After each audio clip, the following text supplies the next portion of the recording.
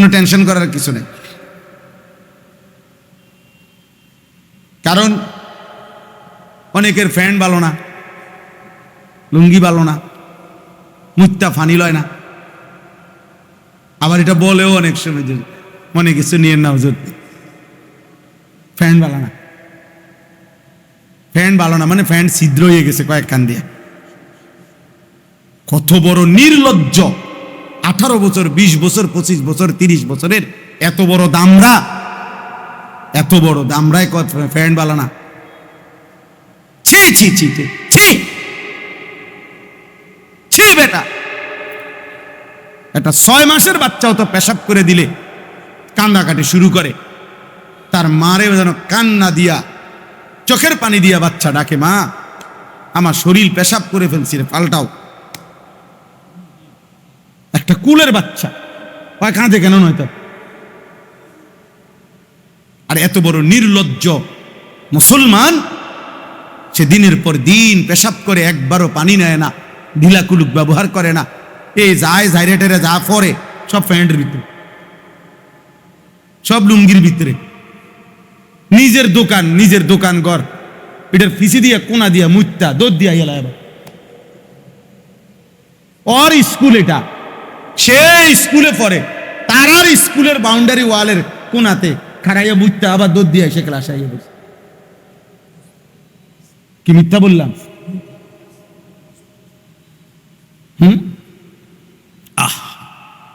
আখলাক কোথায়?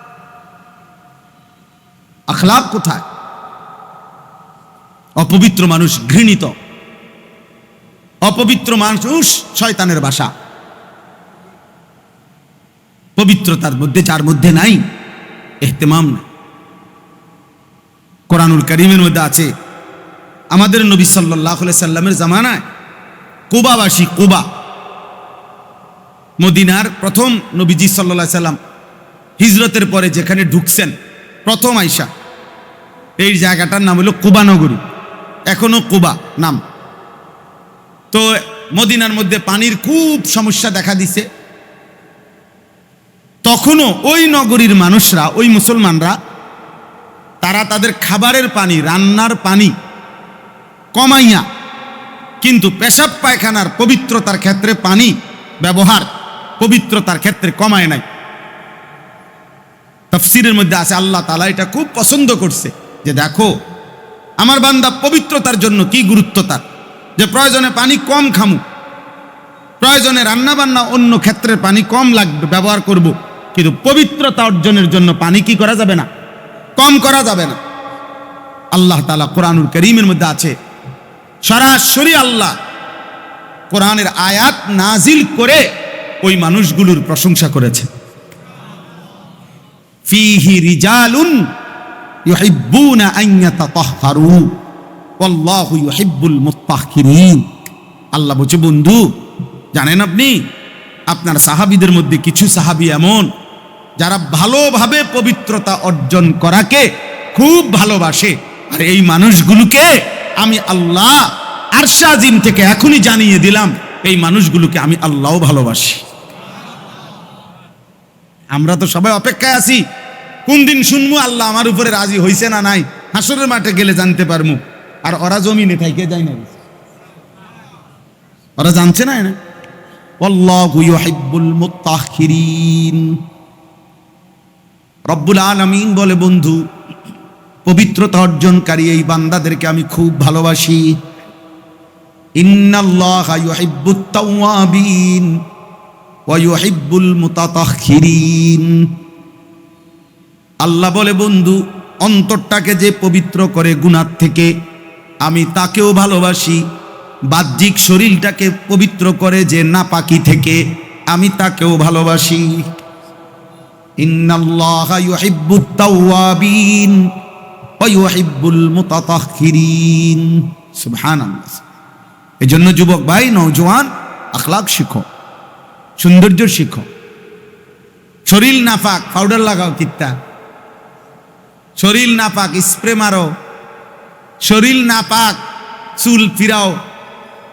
হ্যাঁ, এটা কি হইল? শরীর তো অপবিত্র, দুর্গন্ধ, আল্লাহ আমাদেরকে হেফাজত করে। চলেন ওই কথা, ওয়া ইন্নাল্লাহা মুস্তাখলিফুকুম ফিহা, আল্লাহ নবী সাল্লাল্লাহু আলাইহি সাল্লাম বলেন, নিশ্চয়ই আল্লাহ তাআলা তোমাদেরকে জমিনে তিনি সুস্থ স্বাভাবিকভাবে থাকতে দিয়েছেন। একটা কিছু আল্লাহ তাআলা, আল্লাহ নিরাপত্তা এলোমেলো করে দিলে আমাদের আর বাঁচার, সুস্থ থাকার, স্বাভাবিক থাকার কারো কোনো ক্ষমতা নেই, কারো কোনো ক্ষমতা নেই। মাইলস্টোন স্কুল অ্যান্ড কলেজের ওই ছোট ছোট বাচ্চা যেগুলো বিমান দুর্ঘটনায় ওই স্কুলে মারা গেছিল, তো সেদিন ওই স্কুলের মধ্যে সিসি ক্যামেরা ছিল না, ঠিক না? তো সিসি ক্যামেরা না বলে আছে, তোরা মরল কেন? সেদিন ওই স্কুলে দারোয়ান ছিল না, তোরা মরল কেন? সেদিন ওই স্কুলের মধ্যে টিচাররা ছিল না, তো ওরা মরল কেন? রব্বুল আলামিন বলছে, বান্দা তোমার ওই সিসি ক্যামেরার দরজা জানালা এটা কোনোটাই মূল বিষয় নয়। আমি ভালো রাখলে ভালো থাকা, আমি ভালো না রাখলে ভালো না থাকা, আমি হায়াত দিলেই বেঁচে থাকা, আমি হায়াত না দিলে এক সেকেন্ড থাকার কোনো সুযোগ। ওয়া ইন্নাল্লাহা মুস্তাখলিফুকুম ফিহা ওয়া ইয়াজআলুকুম খুলাফা আল আরদ, জমিনে কোরআনে আছে, আল্লাহ বলছে জমিনে আমার প্রতিনিধি হিসাবে থাকতে দিছি তো বান্দা, আমি থাকতে দিছি, আমি থাকতে দিছি। হ্যাঁ, 16 বৎসর যিনি এই মানুষগুলো নিয়েই ছিলেন, এই বাহিনী, এই সরকারের এই সব বাহিনী নিয়ে, কিন্তু যেদিন আল্লাহ তাআলা নিরাপত্তা তুলে নিছেন 1 ঘন্টার জন্য, তার পরবর্তী 1 ঘন্টার থাকতে পারে নাই, দৌড় দিতে হয়েছে, দৌড় দিতে হয়েছে। নেপালের ওই মন্ত্রী, প্রধানমন্ত্রী সহ সবগুলো আল্লাহ তাআলা নিরাপত্তা সরাই নিলে রাষ্ট্রের সর্বোচ্চ ক্ষমতায় থাইকাও অর্থমন্ত্রী যিনি নেপালে, অর্থাৎ বেটা হইল সারা দেশের টাকার মেন খনি, তার হাতে তো সব টাকা, এ বেটা যে বেটার মেন অর্থমন্ত্রী, আহা তারে ফিরতে ফিরতে উলঙ্গ কইরা, এরপরে তো উলঙ্গ করে ছাড়ে নাই, উলঙ্গ করে নিচে ফেলাই দিছে, ওইখানে আবার ইডা মারতে মারতে বেচারা আবার দাঁড়াইছে, আবার পইরা গিয়া শেষ পর্যন্ত মারা গেছে। অথচ সেই অর্থমন্ত্রী, তো এই লোক তো টাকার অভাবেই মারা গেছে, ঠিক না? পৃথিবী দেখছে হেলিকপ্টারের রশির মধ্যে ঝুললা মন্ত্রী সাপ জ্বলে, দেখে নাই? নেপালে এই ছবি দেখেন নাই? এরা মন্ত্রী, মন্ত্রীর পরিবার বাঁচার জন্য হেলিকপ্টারের রশিতে ঝুলে, অথচ একটাবার ভাবেও নাই যে আরে আমি করতেছি কি, হেলিকপ্টারের রশিতে ঝুলাই বাঁচবো কেমনি, কি ওয়ালে বাড়ি খামু, না বিল্ডিং এ বাড়ি খামু, না গাছের মধ্যে বাড়ি খামু, আর এটা থেকে আমি নামমু কেমনি, এটা যাবো কোথায়? না, আল্লাহ যখন নিরাপত্তা সরায় নেয় তখন আর দিল, দিমাগ, ব্রেন কিছুই কাজ করে না। এজন্য প্রিয় নওজোয়ান, খুব তাফালিং করতে আসো, সামান্য একটা মোবাইল পাইয়া যেই উত্তরানি তোমরা উতরাইছ, এর খেসারত দিতে হবে। তুমি কিংবা অন্য কেউ, তুমি কিংবা তোমার পরিবার। একজন সুস্থ স্বাভাবিক মুসলমান এত নারী, এত ছবি, এত জিনা, এত ব্যভিচার, এত অসভ্যতা, এত অশ্লীল ছবি দেখতে পারে না। লজ্জা, হায়া, শরম এভাবে চলে যায় মুসলমান থেকে, এটা অকল্পনীয়। আমাদের মা বোন মেয়েদের অসভ্যতা দেখলে রীতিমতো ভাবতে হয় এদের বংশে কেউ মুসলমান আছে কিনা, এদের গোটা ফ্যামিলিতে কেউ মুসলমান কিনা। যদি কোনো বাবা মুসলমান থাকতো, তার তো আত্মমর্যাদায় লাগার কথা যে আমার মেয়ে এমন কেন। যদি স্বামী মুসলমান হইতো, তার তো আত্মসম্মানে লাগার কথা ছিল আমার স্ত্রী এমন কেন। আজকে বাবার বিষয় দাঁড়াইছে, ছেলে পেলেদের চুল, চেহারা, হাঁটা চলা দেখলে বোঝা যায় আর পরিবার থেকেই যেন তারে আল্লাহ ভুলাই দিছে, নবী ভুলাই দিছে, ইসলাম ভুলাই দিছে।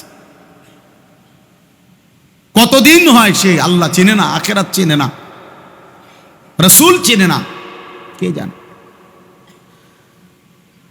365 দিনে আপনারা জিজ্ঞাসা করেন, এরম অসংখ্য ছেলে তারে বুকে জড়াইয়া কাছে আইনা বলেন না যে বাবা গত 365 দিনে কোনো দিন তুমি ফজরের নামাজ পড়ছো? তুমি কি জানো ফজরের আজান হয় কখন? এই অল্প অল্প ছোট্ট খাট্ট দিয়ে একটা মাদ্রাসা যদি না হতো তা আজ আমাদের অবস্থা আরো দুর্বিষহ, আরো কঠিন হইতো রে বাপ। সত্য কথা এটা, বাস্তবতা এটা। দিন, ইমান, ইসলাম। আমার শায়েখ আল্লামা মুফতি মুশতাকুর নবী সাহেব সবসময় বলে এটা, প্রতিটা ছোট বড় মাদ্রাসা এগুলো হলো বর্তমানে ইমান, ইসলাম, দ্বীনের শেষ আখেরি দুর্গ, শেষ জায়গাটা। যদি এগুলা নিশ্চিহ্ন হয়ে যায়, এই ছোট্ট ছোট্ট মাদ্রাসা মসজিদ যদি জায়গায় জায়গায় না থাকে, একদিন একটা প্রজন্ম হয়তো 50 বছর পরে, 30 বছর পরে এমনও হইতে পারে যারা জানতে চাইবে যে আল্লাহ বলতে কি বুঝায়, আখিরাত কি। বিশ্বাস হয় না? আমি বলতেছি কোরআন শরীফ থেকে, আপনার বিশ্বাস হবে, এখন বলতেছি, আপনি একটা উদাহরণ দিলে বুঝবেন। আমার ওই হাদিসটা শেষ করি। ওয়া ইন্নাল্লাহা মুস্তাখলিফুকুম ফিহা ফায়ানজুরা কাইফা তা'মালুন। আল্লাহর নবী সাল্লাল্লাহু আলাইহি সাল্লাম বলেন, তাহলে দুইটা কথা বলছে, এক, আল্লাহ এই সুন্দর পৃথিবী সাজিয়েছেন, কে? দুই, তিনি তোমাদেরকে এখানে থাকতে দিয়েছেন, কে? ফায়ানজুরা কাইফা তা'মালুন। অতঃপর আল্লাহ দেখতেছেন, 24 ঘন্টা তাকিয়ে আছেন তোমরা কে কোন আমল করছো। ফাত্তাকুদ দুনিয়া ওয়াত্তাকুন নিসা। এরপরে নবীজি উপদেশ দিয়েছে, অতএব হে আমার উম্মত, অবশ্যই তোমরা দুনিয়ার ধোঁকা থেকে নিজেকে বাঁচিয়ে রাখো, এবং নারীর ধোঁকা, নারীর দ্বারা গুনাহ, নারীর দ্বারা অশ্লীলতা, নারীর দ্বারা বেহায়াপনা, নারীর সাথে সম্পৃক্ত নাচ, গান, ছবি, নাটক, সিনেমা, জিনা, ব্যভিচার, ভালোবাসা, প্রেম, অবৈধ সম্পর্ক, পরকীয়া, যে কোনো রকমের গান, বাদ্য, নৃত্য, যত কিছু নারীকে দিয়ে হইতে পারে, যত গুনাহ, আল্লাহর নবী বলেন এই ফাঁদ, এই ধোঁকা থেকে বাঁচো, বাঁচো, বাঁচো, বাঁচো, নাই তো আখিরাত নিরাপদ হবে না, আখিরাত নিরাপদ হবে না। তো আমি ওই উদাহরণটা বলতে চাচ্ছি এবার।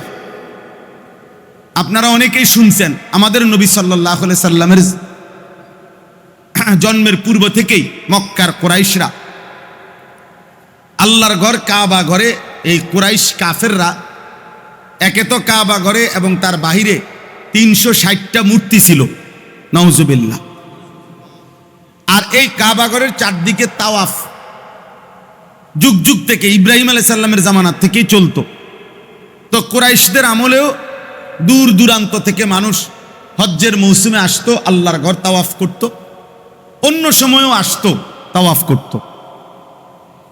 তো আল্লাহর ঘরের তাওয়াফ করতে গিয়ে নির্ধারিত পোশাক আছে, আপনারা জানেন, মানে এহরামের একটা পোশাক আছে, দেখছেন না? 2 কাপড়ের, মানে 2 টুকরা চাদর, সাদা, এই পোশাক তাওয়াফের এহরামের পোশাক এটা। তো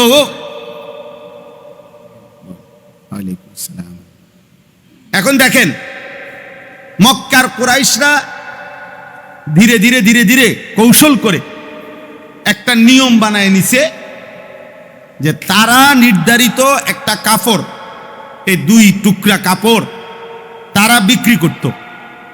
তো তারা শেষ পর্যন্ত, তারাই যেহেতু কাবা ঘরের কুরাইশরাই ছিল মেইন মাতবর, তো এই মাতবরেরা সিদ্ধান্ত করছে যে এখানে কেউ তাওয়াফ করতে হইলে আমাদের থেকেই শুধু যে আমাদের কাছে যে কাপড়টা এইটাই চড়া দামে কিনতে হবে, এইটা ছাড়া অন্য কোনো কাপড় এই রকম আনলে নিজেরা হবে না, শুধু এটা দিয়েই তাওয়াফ করতে হবে। আর যদি কারো এই কাপড় কেনার সামর্থ্য না থাকে তাহলে সে উলঙ্গ হইয়া বিবস্ত্র তাওয়াফ করবে, কিন্তু তার ব্যক্তিগত পোশাক দিয়ে হবে না। বুঝছেন না কথা? এখন এইটা যখন তারা চালু করছে আইন, ধীরে ধীরে ধীরে ধীরে তারা এটার দাম বাড়াই দিছে। মনে করেন একটা পণ্য, এটা মালটার দাম 20 টাকা, আমি জানি যে কোনো খান থেকে লইলে আমি 20 টাকা, আমার তে কয় এটা 200 টাকা, তা আমার একটা বিবেকে কেমনে বলবে যে কিরে কস বেটা, 20 টাকার মালটা নয়তো 30 টাকা হইতে পারে, এটা 200 টাকা হবে কেন? ফলে মানুষ ধীরে ধীরে ওদের এটা আর কিনতো না বেশি, ফলে ওই উলঙ্গ তাওয়াফের সংখ্যাটাই কি হয়ে গেছে, বাইরে গেছে। এখন নিরুপায়, ওরা তো মেন মুতাওয়াল্লি, ওরা তো অনুমতি দিবে না, নাই তো নিরুপায় হইয়া মানুষ, পুরুষ নারীরা বিবস্ত্র তাওয়াফ করত। নাউজুবিল্লাহ। করতে করতে একটা পর্যায়ে আইসা লম্বা সময়, মনে করেন এভাবে চলে গেছে 50 বছর, এভাবে চলে গেছে 90 বছর, 100 বছর, এভাবে করতেছে।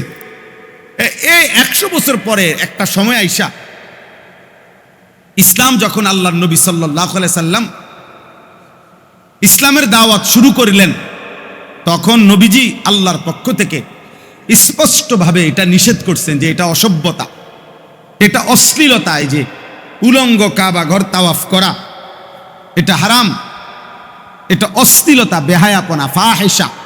আরবিতে অশ্লীলতাকে বলে ফাহিশা, এটা ফাহিশা কাজ। এই তখন এই কুরাইশরা যে এই যখন নবীজি নিষেধ করছে, আল্লাহ নিষেধ করছে, তখন কুরাইশরা এটার একটা জবাব দিছে যে কেন মানুষ উলঙ্গ তাওয়াফ করে। কথা বুঝেন নাই? এই কথাটা কোরআন শরীফে আছে, ওয়াইযা ফাআলু ফাহিশাতান, আল্লাহ তাআলা বলে যখন তারা করছিল এই অশ্লীলতাটা, এই অসভ্যতাটা, যে বিবস্ত্র তাওয়াফ, উলঙ্গ, তো যখন তাদেরকে নিষেধ করা হলো তখন তারা দুইটা জবাব দিছে। এক, ক্বালু ওয়াজাদনা আলাইহা আবাআনা, এই কাফেররা বলল, এক নম্বর, আমরা আমাদের বাপ দাদা পূর্বপুরুষ থেকেই দেখে আসছি, পাইছি এভাবেই তাওয়াফ করে, এই উলঙ্গই। ওই যে বললাম হইতে পারে 100 বছর চলে গেছে, 200 বছর চলে গেছে, তো এখন তারা মনে করছে এটাই আমাদের বাপ দাদার আমল থেকে এটাই কি নিয়ম। দুই, সবচেয়ে জঘন্য কথা হলো যেটা কোরআন শরীফে আছে, স্পষ্ট আল্লাহ উল্লেখ করছে, এই বেঈমানরা বলতে শুরু করছে, মুহাম্মদ এই যে উলঙ্গ তাওয়াফ করা, আল্লাহু আমারানা বিহা, এটা সরাসরি আমাদের বাপ দাদা পূর্বপুরুষকে আল্লাহ এভাবে তাওয়াফ করতে বলেছে।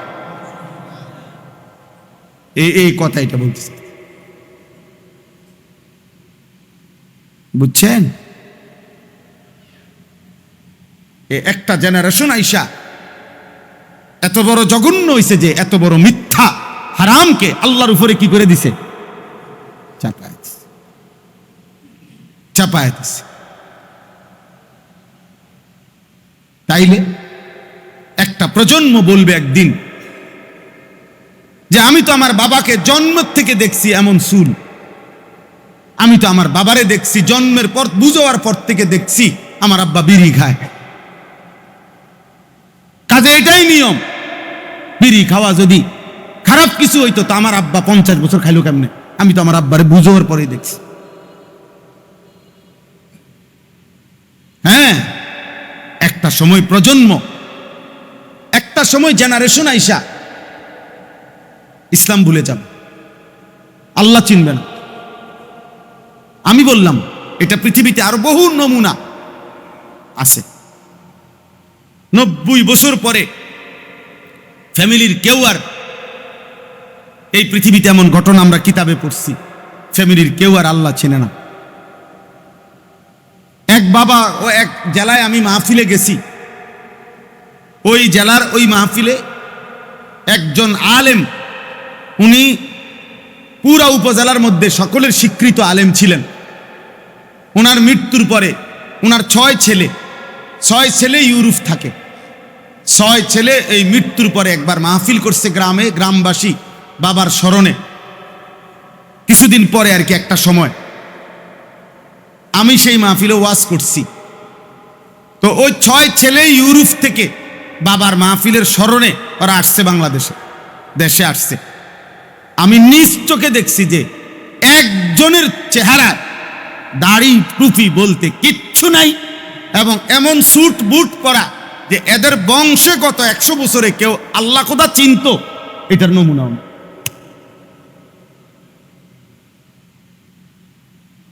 তাহলে এরপরের জেনারেশন হবে জুনায়েদ বাগদাদি।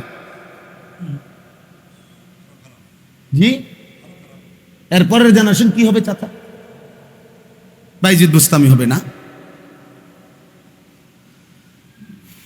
এই জন্য বললাম এটা জরুরি বিষয় রে ভাই, গুনাহ থেকে বাঁচা।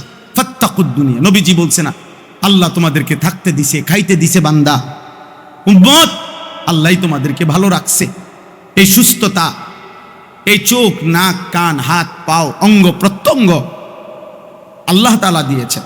আলাম নাজআল লাহু আইনাইন, আল্লাহ বলেন আমি কি 2টা চোখ দেই নাই?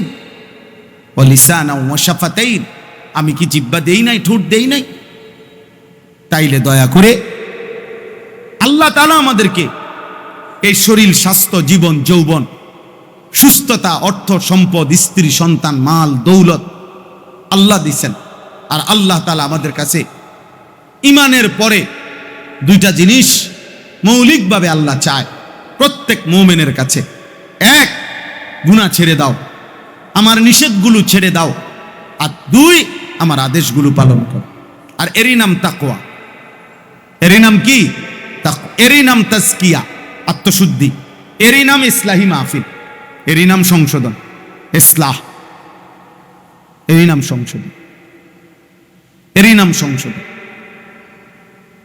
আল্লাহ তাআলা এটা আদেশ করেছেন, নবীজি এটা আদেশ করেছেন। ইত্তাকিল মাহারিম, নবীজি বলছেন সমস্ত হারাম থেকে বেঁচে থাকো। তাকুন আবাদান নাস, তাহলে তুমিই হবে সবচেয়ে বড় ইবাদতওয়ালা, আল্লাহওয়ালা। কি থেকে বেঁচে থাকো? হারাম থেকে। বলেন না কি থেকে? হারাম থেকে বেঁচে থাকো, হারাম থেকে বেঁচে থাকো। নবী সাল্লাল্লাহু আলাইহি সাল্লাম বলেন ইয়াকুম ওয়া মুহাক্কারাতিজ যুনুব, সাবধান উম্মত, ছোট্ট থেকে ছোট্ট গুনাহ থেকেও বাঁচিয়ে থাকো, বেঁচে থাকো। কেন? ফাইন্নাহুন্না ইয়াজতামিউনা আলার রাজুল হাত্তা ইউহলিকনাহু, ছোট্ট ছোট্ট বিন্দু বিন্দু গুনাহ ধীরে ধীরে কোনো মানুষের মধ্যে জমা হলে একদিন এই ছোট্ট গুনাহগুলোই বড় আকার ধারণ করে ওই ব্যক্তিকে জাহান্নামে ফেলে দেবে, ধ্বংস করে দেবে, বরবাদ করে দেবে। ছিল তো সগীরা গুনাহ, কিন্তু বারবার করতে করতে সেটা এখন হয়ে গেছে কি? কবিরা গুনাহ। ইসরার আলা সগীরা কবিরা, কবিরা গুনাহ হয়ে গেছে। কোরআনুল কারীমের মধ্যে আল্লাহ তাআলা বলছে কুল তাআলাউ আতলু মা হাররামা আলাইকুম রাব্বুকুম, হে নবী আপনি বলে দেন যে ও আমার উম্মত শুনো, আমি আল্লাহর পক্ষ থেকে তোমাদের জন্য যেগুলো হারাম সেগুলো শোনাচ্ছি। একটা একটা করে মোট 10টা বিষয় নবীজি ওই আয়াতের মধ্যে আছে। 3 আয়াত মিলাইয়া নবীজি বলছেন আল্লাহর পক্ষ থেকে কোরআন একেবারে আদম থেকে কিয়ামত পর্যন্ত সর্বযুগে হারাম এমন 10টা বিষয় আল্লাহ তাআলা সেখানে উল্লেখ করছে। এবং 3বার আল্লাহ বলছেন যালিকুম ওয়াসাকুম বিহি ওয়াসাকুম বিহি ওয়াসাকুম বিহি। 3 আয়াতের পরে কথাটা বলছে হে আমার বান্দা, এটা আমি আল্লাহর ওসিয়ত, এটা আমি আল্লাহর ওসিয়ত, এটা আমি আল্লাহর ওসিয়ত যে গুনাহ ছাড়ো, হারাম ছাড়ো, হারাম ছাড়ো, হারাম ছাড়ো, হারাম ছাড়ো। দোস্ত আমার, ওই 10টার মধ্যে একটা হলো ওয়ালা তাকরাবুল ফাওয়াহিশা মা যাহারা মিনহা ওয়া মা বাতান। আল্লাহ বলছে প্রকাশ্য এবং গোপন যাবতীয় অশ্লীলতা তার কাছেও যেও না, তার কাছেও যেও না, তার কাছেও যেও না। এবার এই আয়াত দেখেন, এই আয়াত এবার শুনেন, তাইলে আমার কথা শেষ। এখানেও ঠিক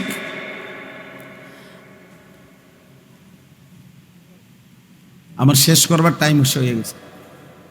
এখানে আল্লাহ তাআলা এই 30 নম্বর আয়াতে দেখেন, মাশাআল্লাহ।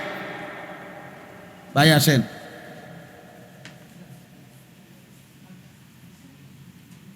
আমাদের বয়সে কম আমার বড় ভাই আসছেন।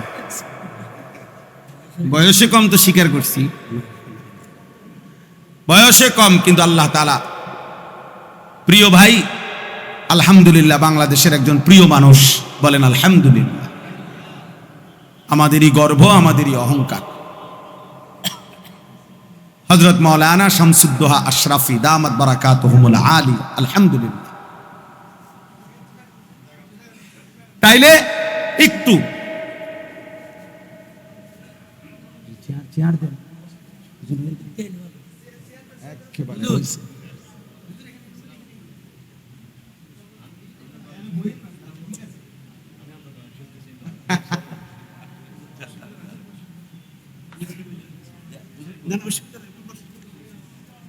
যে আমার শেষ শুধু জি না, মানে আমার ধারাবাহিকতার আরেকটু হুজুর, আলহামদুলিল্লাহ, আমার পরম শ্রদ্ধেয় উস্তাদ হযরত মাওলানা মুফতি মুস্তাফা মাহমুদি দামাত বারাকাতুহুমুল আলিয়া হযরতও এসেছেন, বলেন আলহামদুলিল্লাহ। মুসলিম শরীফ হাদিসের বিখ্যাত গ্রন্থ, হাদিস শাস্ত্রের সুবিখ্যাত কিতাব মুসলিম শরীফ, মুসলিম সানি, মুসলিম শরীফ 2 খণ্ডে, দ্বিতীয় খণ্ড আমি হুজুরের কাছে সরাসরি সবক আলহামদুলিল্লাহ ঢাকা চৌধুরীপাড়া মাদ্রাসায় হুজুরের কাছে আমি পুরা মুকাম্মাল মুসলিম সানি পড়ছি, আলহামদুলিল্লাহ। ক্লাসে সবকের টাইমে পড়াইছে, আবার ভোর রাত্রে মেরাদিয়া থেকে আইসা সেহরির টাইমে তাহাজ্জুদের সময় আমগরে উঠাইয়া এরপরে ফজরের আগ পর্যন্ত সবক পড়াইছে হুজুর, হাদিসের সবক। আবার ফজরের পরে আমগরে মাঠা বালতি বইরা কিন্না দাওরায় হাদিসের ছাত্র করে মাঠা খাওয়াইছে। আর তখন একটা ইউরো কোলা, একটা কোলা ছিল, ইউরো কোলা, লেমন, ইউরো লেমন হইতো, এটা হুজুরে খুব খাইতো, পছন্দ করতো। আমরাও অনেক খাওয়াইছে আমাদেরকে, ইউরো লেমন এটার নাম ছিল, আমার এতটুকু মনে আছে, আলহামদুলিল্লাহ। আল্লাহ তাআলা হুজুরকেও হায়াতে তৈয়বা আফিয়া দান করেন। তাইলে আমার মূল বক্তব্য ছিল, প্রিয় নওজোয়ান, প্রিয় বাবারা, সবাইকে বলতেছিলাম, আল্লাহ তাআলা বলছেন হারাম থেকে বাঁচো, হারাম থেকে বাঁচো। ওয়ালা তাকরাবুল ফাওয়াহিশা মা যাহারা মিনহা ওয়া মা বাতান। অশ্লীলতা, বেহায়াপনার কাছেও যেও না, প্রকাশ্যেও না, গোপনেও না, গোপনেও না। ফাহিশা কোরআনুল কারীমের মধ্যে আছে, ইন্নাল্লাযীনা ইউহিব্বুনা আন তাশিআল ফাহিশাতু ফিল্লাযীনা আমানু লাহুম আযাবুন আলীমুন ফিদ দুনিয়া ওয়াল আখিরাহ ওয়াল্লাহু ইয়ালামু ওয়া আনতুম লা তা'লামুন। আল্লাহ বলে, নিশ্চয়ই মুমিনের সমাজে, মুসলমানদের জনবসতিতে যারা অশ্লীলতা ছড়িয়ে দেওয়া পছন্দ করে, আল্লাহ তাআলা নিজে বলছেন, শোনো, আমি ওই মানুষগুলোকে দুনিয়াতেও কঠিন শাস্তি দেব, আখিরাতেও কঠিন শাস্তি, ফিদ দুনিয়া ওয়াল আখিরাহ। মনে রাখেন বাপ, আপনার যে মেয়ের বেপরদিগির কারণে, আপনার যেই স্ত্রী, আপনার যেই বোন, যার মেয়ে বেপর্দা এই হাঁটা চলার কারণে, খোদার কসম, এই সমাজের যুবকগুলো নষ্ট হচ্ছে, যুবকের চরিত্র নষ্ট হচ্ছে, যুবক তার পিছনে পিছনে ঘুরঘুর করে, এই নারীকে নিয়ে অসভ্য কল্পনা করে। কসম আল্লাহর, এই নারী এবং এই নারীর অভিভাবক প্রত্যেকেই দুনিয়া এবং আখিরাতে বেইজ্জতির জন্য অপেক্ষা করে, অপেক্ষা করে, অপেক্ষা করে।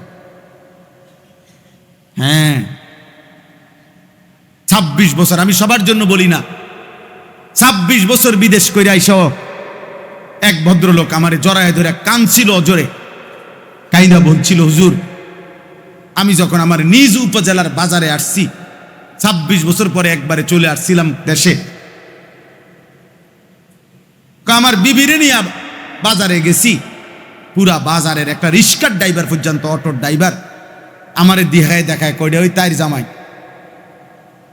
আমার বেডি এই পরিমাণ বাজারে বাজারে ঘুরছে, মানুষে এখন বেডির নামে আমারে চেনে। টাইর জামাই লোকটা খুব কাঁদছিল আমার কাছে, কজর আমি উপজেলার মেইন প্রফারে 4 তলা একটা বিল্ডিং করছিলাম বড় আশা নিয়ে, আজে ভাড়া দিয়েই 1.5 লাখ টাকা ভাড়া মাসে পাইতাম। ভাবছি এই টাকা দিয়েই চলবে, আমার আর বিদেশ করতে হবে না। মনে করছি একটা ফ্ল্যাটে থাকবো, একটা ফ্ল্যাটে বাকিগুলার ভাড়া। লজ্জায় মানুষের। শেষ পর্যন্ত গ্রামে আগের পুরান ঘরে ফিরে চলে গেছে। কি ভাই, নিজের স্ত্রীর চরিত্র, ছেলে মেয়ের আখলাক আপনার জিম্মাদারি, আপনার জিম্মাদারি। আজকে এই শেষ কথা, এটা কি পরিমাণ অসভ্যতা, অস্থিরতা, বেহায়াপনা এই সমাজ। গতকালকের আগের দিন হুজুর পত্রিকা আসছে, শুধু শরীয়তপুর জেলায় 8 মাসে 28টি নৃশংস খুন হয়েছে। তো এটা নিয়ে ওইখানকার শরীয়তপুর জেলার আইন শৃঙ্খলা রক্ষাকারী বাহিনী সহ সমাজের নেতৃস্থানীয় বিবেকবান মানুষরা মিটিংয়ে বসছে। কারণটা কি? আমি নিজে পড়ছি আমার দেশ পত্রিকার এই রিপোর্টটা। ওইখানে লিখছে 1 নম্বর কারণ, ওনারা চিহ্নিত, হুজুররা না, ওনারা জেনারেল শিক্ষিতরাই চিহ্নিত করছে, ধর্মীয় অনুশাসনের অনুপস্থিতি ঘরে ঘরে সমাজে মানুষকে এই পরিমাণ উচ্ছৃঙ্খল বানায় ফেলছে। পারিবারিক অবক্ষয়, চারিত্রিক অবক্ষয়। লিখছে যে এই 28টি খুনের মধ্যে কিশোর কর্তৃক খুন বেশি, কিশোর বয়সী ছেলেরা মারছে, খুন করছে, এটার প্রবণতা বেশি, প্রবণতা বেশি। মোহতামিম সাহেব মাদ্রাসার, উনি আমারে নিজে বলছে এক জায়গায় এই কয়দিন আগে, যে হুজুর বাফে 7 বছরের বাচ্চা নিয়া, ওনার ছেলেটারে নিয়ে মাদ্রাসায় আসছে। মাদ্রাসায় আসার পরে ওনার যে বড় মোবাইলটা বাচ্চাটার হাতেই ছিল, তো বাচ্চাটা তখনও হাতে মোবাইল নিয়েই মাদ্রাসার ভিতরে ঢুকছে। আর ওই তার বাফে অফিসে, মাদ্রাসার দফতরে হুজুরদের লগে কথা টথা কইতেছে, হয়তো বেতন টেতন ইত্যাদি কোনো কিছু নিয়া। এই সময় এই ছেলে 7 বছর বরাবর ওই আরেক ছেলে হুজুরের কাছে গিয়ে বিচার দিছে, হুজুর দেখে যান ওই কি করে, মোবাইল দিয়ে কি করতেছে, তারে কি দেখায়। আল্লাহর কসম, ওই মোহতামিম বলতেছে, হুজুর 7 বছরের বাচ্চা তার বাবার এই বড় মোবাইলটা দিয়া তার লগে আমাগো মাদ্রাসার আরেকটা ছাত্রকে এই বয়সী উলঙ্গ ছবি, নেকেট ছবি কমনে বাইর করে এবং ওইটা দেখাইতেছে। এই হলো আমার সমাজ, এই হলো আমার সমাজ। ঢাকা শহরে বর্তমান আতঙ্ক, যতগুলো বিষয় নিয়ে সবচেয়ে বেশি ভীতিকর মানুষের কাছে, এর মধ্যে একটি অন্যতম আতঙ্কের নাম হলো কিশোর গ্যাং। কিশোর মানে কাকে বলে? 80 বছর যার বয়স, কত তোর 82, 12-14 বছর, 12-14 বছরের সন্তান সরাসরি প্রকাশ্য দিবালোকে দিনে দুপুরে সাফাতি দিয়া কোপা, রামদা দিয়া কোপা। হ্যাঁ, এটা সবচেয়ে বড় সমস্যা। আমি যেখানে জুমা পড়াই সব সময় শুনি। তাইলে দোস্ত আমার, প্রিয় ভাই আমার, মূলত আমাদের চোখ, আমাদের নজর, সবাই জওয়ান, বুড়ো, বাচ্চা, নারী, পুরুষ, এই পরিমাণে চোখে আমরা নারী, ছবি, নাচ, গান, অশ্লীল দৃশ্য, বেহায়াপনা, হারাম দৃশ্য, এই চোখকে এভাবে দেখতেছি যে আমাদের এই চোখের অসংযত ব্যবহার, চোখের যা ইচ্ছা তাই করা আমাদের আগামী প্রজন্মকে হুমকির মুখে ফেলে দিছে। আগামী জেনারেশন টিকবে না যদি চোখ হেফাজত না করে, নজর হেফাজত না করে। এই মোবাইল, এই নারী, ছবি, এই অশ্লীল দৃশ্য, এই উলঙ্গপনা, বেহায়াপনা, অসভ্যতা, এটা আগামী প্রজন্মকে বিপদে ফেলে দিবে, ফকির বানায় দিবে। জিনা, ব্যভিচার, অসভ্যতা, অশ্লীলতা মানুষকে ফকির বানায়, দুর্ভিক্ষ আনে, দুর্ভিক্ষ। আমার কাছে কিতাব আছে আরবি, ওই কিতাবে লিখছে যে আরবের এক শহরে পূর্ব যুগে একটি নির্দিষ্ট অঞ্চলে মানুষ খুব বেশি নারীর চেহারা এবং নারীর শরীর নিয়ে কবিতা, গান এবং আঁকা, আর্ট এগুলো খুব ব্যাপকভাবে করতেছিল সকলে। হঠাৎ করে ওই অঞ্চলে এই পরিমাণ দুর্ভিক্ষ দেখা দিছে। তখন দুর্ভিক্ষের কারণে ওইখানকার ওই প্রেমিক, ওই যারা বড় বড় শিল্পী, যারা নারীকে নিয়ে ব্যস্ত ছিল, তাদের কাছে বুদ্ধিমান বিবেকবানরা বলছে যে তোমার প্রেয়সীর, তোমার প্রেমিকার ছবিটা একটু আঁকো তো। তখন ওই প্রেমিকরা বলছে প্রেয়সীর ছবি চুলাত ফালাও, একটা রুটি আছে কিনা রুটি দাও। অর্থাৎ ওনার ছবি আঁকনের সময় নাই, পেটের খিদায় দুর্ভিক্ষে জান যায় যায়। তাইলে অভাব নিয়ে আসবে, অভাব নিয়ে আসবে। এই জন্য দোস্ত আমার এই এতগুলো কথা আমার হুজুর বসা, আমার প্রিয় ভাই হজরত মাওলানা শামসুদ্দোহা আশরাফি ভাই আলহামদুলিল্লাহ আমাদের এই অঞ্চলে ইসলামের পক্ষে, দ্বীনের পক্ষে আগামী দিনের সমাজকে নেতৃত্ব দিতে চায়। আল্লাহ তাআলা কবুল করেন, আল্লাহ তাআলা কবুল করেন। এমন কিছু মানুষ যাদের ফিকির মানুষের ইসলাম, মানুষের দ্বীন, মানুষের আখেরাত, মানুষের জীবন, আখলাক, চরিত্রের উন্নয়ন। তা আল্লাহ তাআলা ভাইকে ভরপুর কবুল করেন। আমিও তো বাইরে এলাকার, এই হিসাবে আমিও ওনার জনগণ, ওই তো বুঝাইলাম ভোটার। আল্লাহ তাআলা আমাদেরকে কবুল করে নেন। অতএব আমি এটাই বলছি, এই শেষ তর্জমাটা বলছি। আল্লাহ তাআলা বলেন কুল্লিল মুমিনিনা, এই যেটা পড়ছিলাম সূরা নূরের 30 নম্বর আয়াত, হে নবী আপনি ইমানদার সমস্ত পুরুষদেরকে বলুন ইয়াগুদ্দু মিন আবসারিহিম, তারা যেন ভিন নারী থেকে, হারাম ছবি থেকে, হারাম দৃশ্য থেকে তাদের চোখ নিচের দিকে নামায়। ওয়া ইয়াহফাজু ফুরুজাহুম, এবং তারা যেন তাদের লজ্জাস্থানকে হারাম থেকে হেফাজত করে। অর্থাৎ জিনা, ব্যভিচার এবং হাতকে লজ্জাস্থানে হারাম কাজে ব্যবহার, এর থেকে যেন তাদের লজ্জাস্থানকে হেফাজত করে আর চোখ নিচের দিকে নামিয়ে রাখে। আল্লাহ তাআলা বলেন যালিকা আযকা লাহুম, আল্লাহ বলেন হে নবী আপনি বলে দেন কোন ইমানদার পুরুষ যদি চোখ নামিয়ে রাখে ভিন নারী থেকে, বাস্তবে হোক আর ছবি থেকে হোক, আর হইল লজ্জাস্থান যদি হেফাজত করে, তা আমি আল্লাহ বলে দিলাম 100 সর্বোচ্চ 100 অন্তরের পবিত্রতা আমি তাকে দিয়ে দিলাম।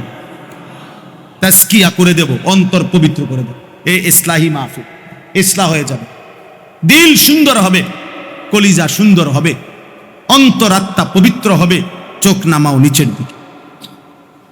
ইন্নাল্লাহা খাবীরুম বিমা ইয়াসনাউন, আল্লাহ তাআলা বলেন নিশ্চয়ই আল্লাহ তাআলা তোমরা যে যা করছো, এখানে ইয়াসনাউনের তাফসীরের মধ্যে আছে ঘুরাইয়া পেঁচাইয়া, কৌশলে সুকৌশলে, তারপরে আনাসে কুনাসে, হ্যাঁ কেউ বুঝে নাই, কেউ টের পায় নাই, এমন চালাকি কইরা যত রকমে তুমি যত গুনাহ করছো, আড়ালে গোপনে একাকী সঙ্গোপনে, যেমনি হোক সাতবক জমিনের নিচে, সাত আসমানের ঊর্ধ্বে, পাহাড়ে জঙ্গলে, রাত গভীরে, যখন যাই করছো, যত কৌশলেই করো না কেন, আল্লাহ বলেন নিশ্চয়ই আল্লাহ তোমাদের প্রত্যেকটা আচরণের শতভাগ খবর রাখছেন, দেখতেছেন, লিখাইতেছেন, নিজে খবর রাখছেন।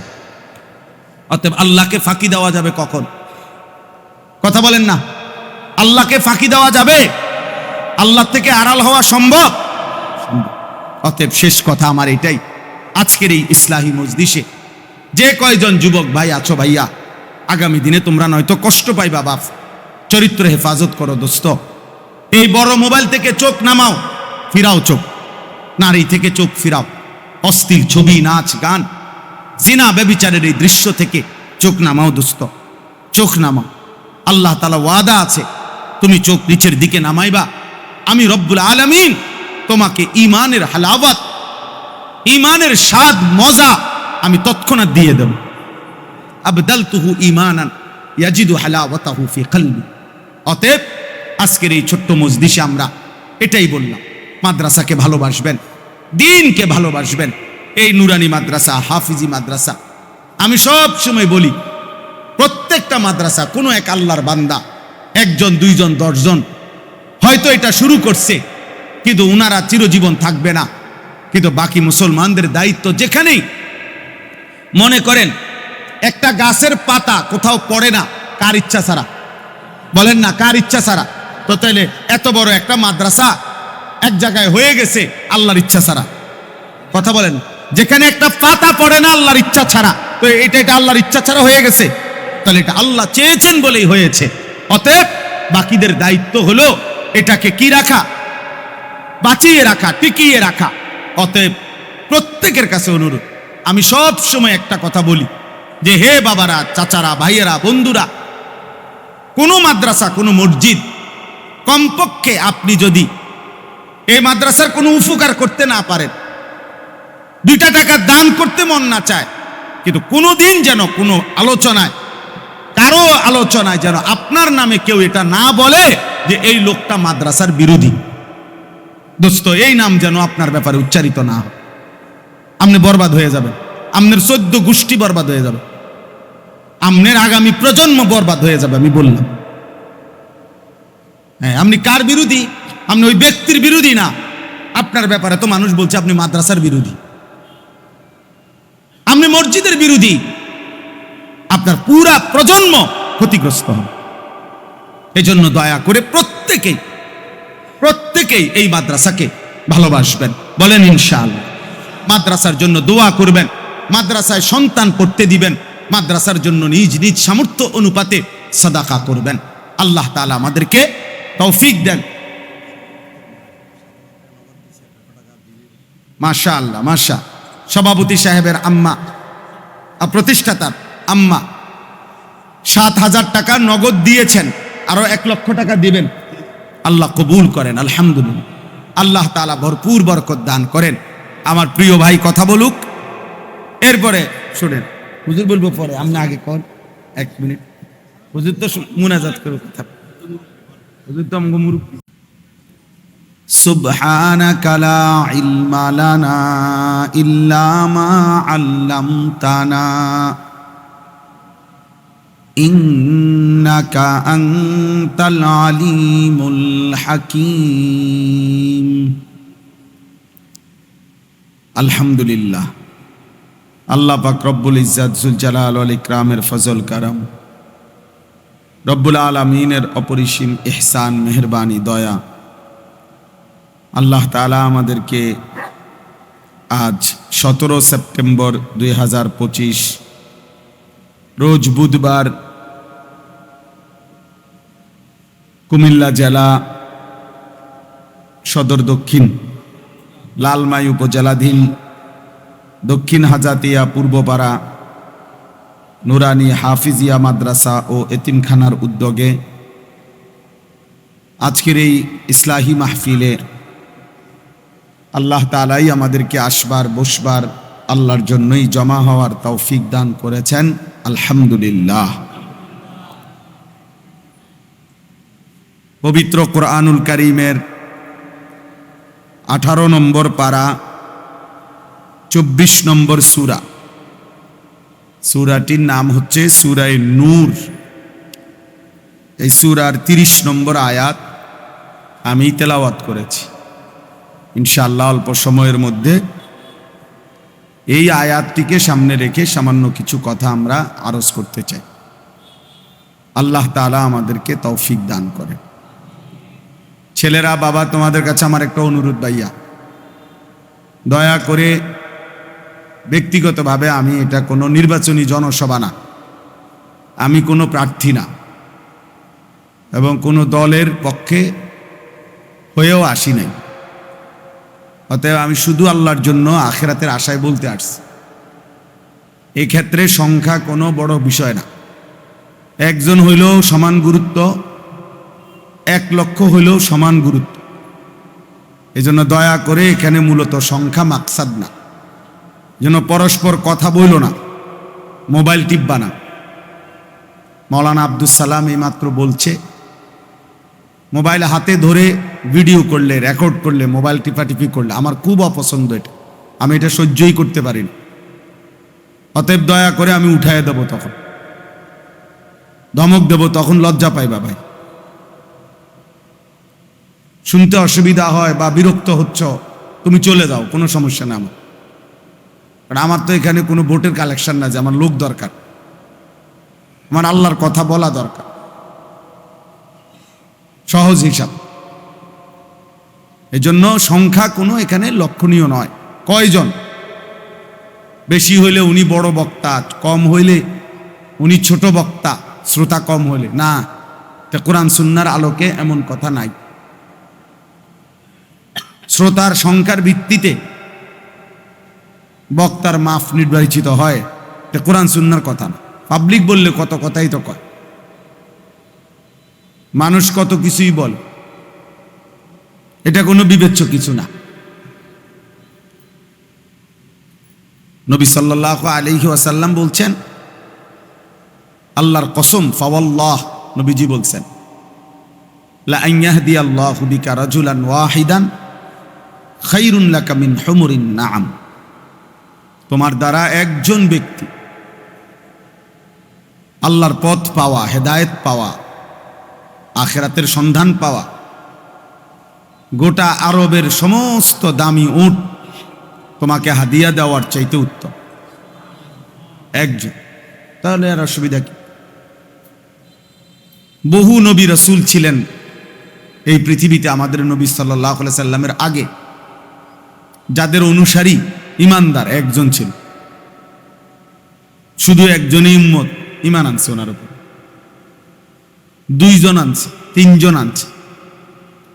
এমনও নবী ছিলেন এই পৃথিবীতে, হাদিসে আছে, নবী সাল্লাল্লাহু আলাইহি সাল্লাম বলছেন, যাদের পুরা সময় ওনারা কালেমার দাওয়াত দিছেন, কিন্তু একজনও ঈমান আনে না, ওয়ালাইসা মাআহু আহাদ, তার সাথে কেউ ছিলেন না, একজনও না। তাইলে অসুবিধা কি?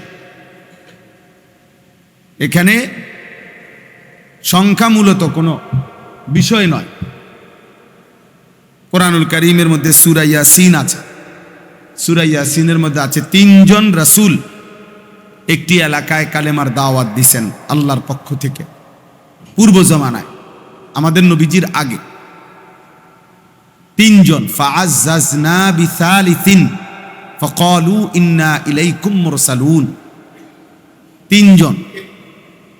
3 জন রাসূলের দাওয়াতে ইমানদার হয়েছে একজন, শুধু একজনই মুমিন হয়েছে। পুরাটা সময় মিলায় ওনাগো, এক ওয়াজে না, মাগরিব থেকে এশার ভিতরে না, পুরা সময়।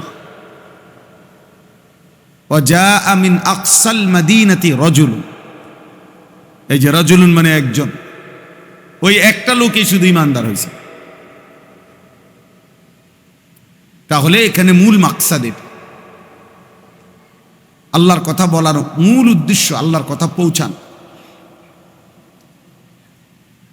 আমরা জল্লাদও না, দারোগাও না, আল্লাহর কথা শুনো, নয়তো কল্লা ফালাই দেব। আল্লাহর কথা শুনো, নাহলে বাইন্দা টাঙ্গাইয়া ফিটনু, এমনও না। লাস্তা আলাইহিম বিমুসাইতির, আল্লাহ তাআলা নবীজিকে বলছে, ইন আলাইকা ইল্লাল বালাগ, আপনি বন্ধু, আপনার দায়িত্ব পূর্ণ পৌঁছিয়ে দাও, পূর্ণভাবে পৌঁছানো, খালাস। এবার হেদায়েত কয়জন হবে, পরিবর্তন কয়জন হবে, আল্লাহর দিকে ফিরে আসবে কয়জন, গুনার রাস্তায় থাকবে কয়জন, আল্লাহ তাআলা বলছে, বন্ধু এটা সম্পূর্ণ আমার বিষয়, আপনার দেখার বিষয়। আপনি লোক গুণা দরকার নেই, আপনি লোক গুনার দরকার নেই। নাই তো চিন্তা করে দেখেন জামিল ভাই, সাহাবায়ে কেরাম তো ইচ্ছা করলে কত কিছু বর্ণনা করছে নবীজির জীবনের। তো নবীজির ইন্তেকালের পরে ঠিক কতজন সাহাবী হয়েছে, একটা গুণ্য একুরেট একটা সংখ্যা কোনো হাদিসে নাই। নাই কেন বোঝেন নাই? যে একটা গণা দিতে পারলো না হলে আবু বকর সিদ্দিক রাদিয়াল্লাহু তাআলা আনহুর বর্ণনা বা ওমরের গণনা কো এরকম হাদিস আছে নি কোথাও যে সাহাবায়ে কেরাম সংখ্যা গুনছে এখানে কতজন কালেমাওয়ালা হলো? না, সংখ্যা বিষয় না, সংখ্যা কোনো বিষয় না। ভোটের ক্ষেত্রে সংখ্যা বিষয়। ওনারা হিসাব করে যেন লোক একটা একটা ভোট মূল্যবান। মানুষ যেই হওয়াদের হোক ভোটের বহুত দাম। ভোটার যেই কি ভোটার খারাইয়া মতো সমস্যা নাই, তুই আটতে আটতে মতো তুই আমার ভোট দিবা কিনা এটা কম। এখানে হলো মূল বিষয় এটা তার। কিন্তু এখানে ইসলাম আখেরাতের ক্ষেত্রে যে না আপনি খারাইয়া মুতলে হইতো না, আপনি বইয়া মুততে হবে, আপনার এটা পরিবর্তন হইতে হবে। চুল, চেহারা, আচরণ, লিবাস, পোশাক, আদব, আখলাক, ঈমান, আমল, লেনদেন, আচরণ, চরিত্র একেবারে একটা সুই সুতাও ঠিক হইতে হবে। একটা নিঃশ্বাসও ঠিক হইতে হবে। সাহাবায়ে কেরাম নিঃশ্বাস পর্যন্ত নবীজির গুনছেন। নবীজি সাল্লাল্লাহু আলাইহি সাল্লামের নিঃশ্বাস ওনারা খেয়াল করছে। এজন্য হাদিসের মধ্যে আছে সাহাবায়ে কেরাম বর্ণনা করছেন লা ইয়াতানাফাসু ফিল ইনা। নবী সাল্লাল্লাহু আলাইহি সাল্লাম পাত্রে গ্লাসে পানি পান করতেন যখন, তো পাত্রে তিনি নিঃশ্বাস ফেলতেন না, নিঃশ্বাস বাইরে ফেলতেন। তো তাইলে ওনারা খেয়াল না করলে দেখলো কেমনে যে নিঃশ্বাসটা কই ফেলতেছে? এবং সাহাবায়ে কেরাম বর্ণনা করেছেন আল্লাহ নবী সাল্লাল্লাহু আলাইহি ওয়াসাল্লাম 3 নিঃশ্বাসে মানে 3 ঢোকে 3 নিঃশ্বাসে পানি পান করতেন কমপক্ষে। তো এটা কেন গুনলেন ওনারা? 3 নিঃশ্বাসে খায় না 1 নিঃশ্বাসে খায়? আমাদের দরকার পানি না খাওয়ার দরকার না। সাহাবায়ে কেরাম বুঝছে নবী সাল্লাল্লাহু আলাইহি সাল্লামের নিঃশ্বাসটাও আমাদের জন্য সুন্নাত। নিঃশ্বাস কিভাবে ফেলে খেয়াল, কয়টা ঢিলা ব্যবহার করছে ওনারা খবর নিচ্ছে। টয়লেট বাথরুমে কয়টা ঢিলা ব্যবহার করছেন এটা বুঝে নিছে। কোন কোন জিনিস দ্বারা ঢিলা হইতে পারে, কোন কোন জিনিস দ্বারা হতে পারে না, এটা বুঝে নিছে। বুঝে নিছে ওনারা বুঝছে আমাদের জীবনের একটা নিঃশ্বাস, আমাদের জীবনের একটা নড়াচড়া, হাত্তাল হারাকাত ওয়াস সাকানাত, নড়াচড়া কিংবা স্থিরতা সবকিছুই রাসূলুল্লাহ সাল্লাল্লাহু আলাইহি সাল্লামের তরিকা মোতাবেক বানানো। এটাই আল্লাহর আদেশ,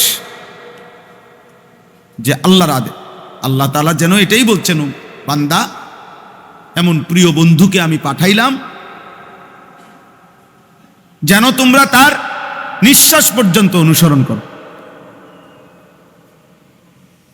যেন তোমরা তার খেয়াল করো বাথরুমে কোন পাও দিয়া ঢোকে, খেয়াল করো বাথরুম থেকে তিনি কোন পাও দিয়া বের হয়, নজর রাখো তিনি ঘুমায় কোন দিকে কাত হয়ে, কারণ তোমাকে এটা অনুসরণ করতে হবে। খেয়াল রাখো তিনি খাবারের আগে কোন দোয়াটা পড়ে, শেষে কি পড়ে, মাঝখানে কি পড়ে।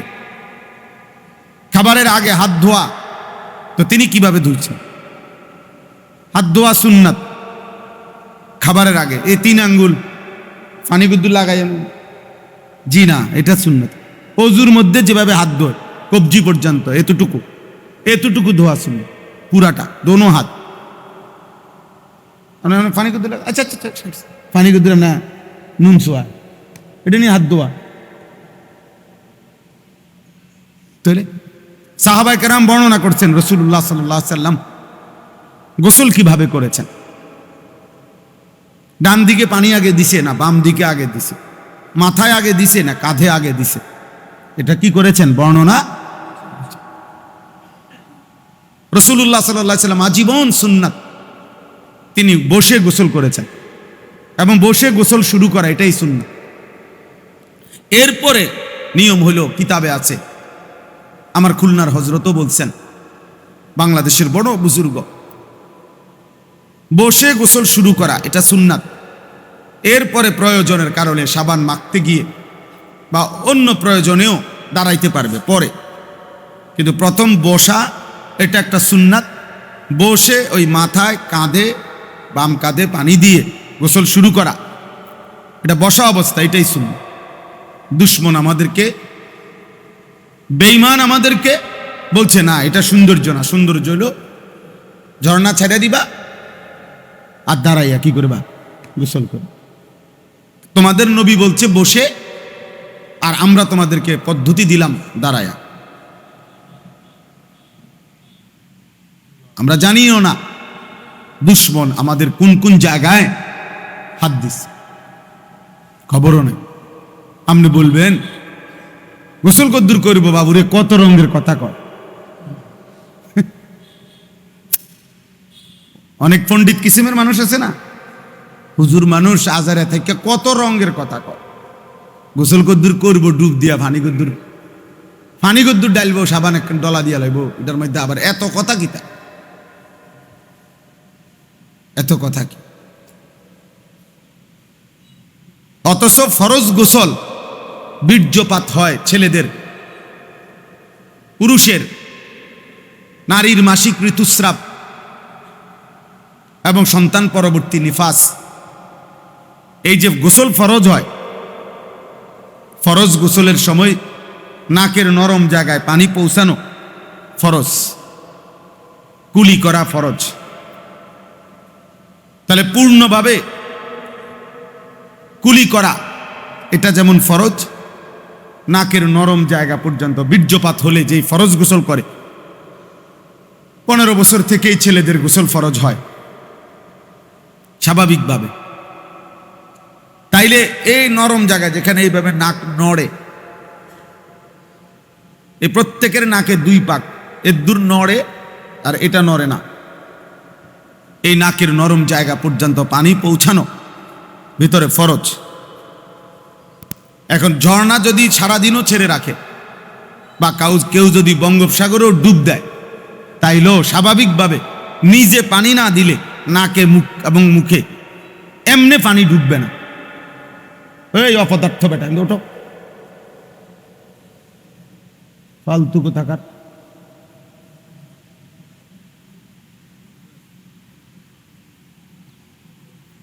জি, অতএব এখানে আলাদাভাবে খেয়াল করে কি করতে হবে, কুলি করতে হবে পূর্ণ মুখে, গড়গড়ার সাথে ভালোভাবে।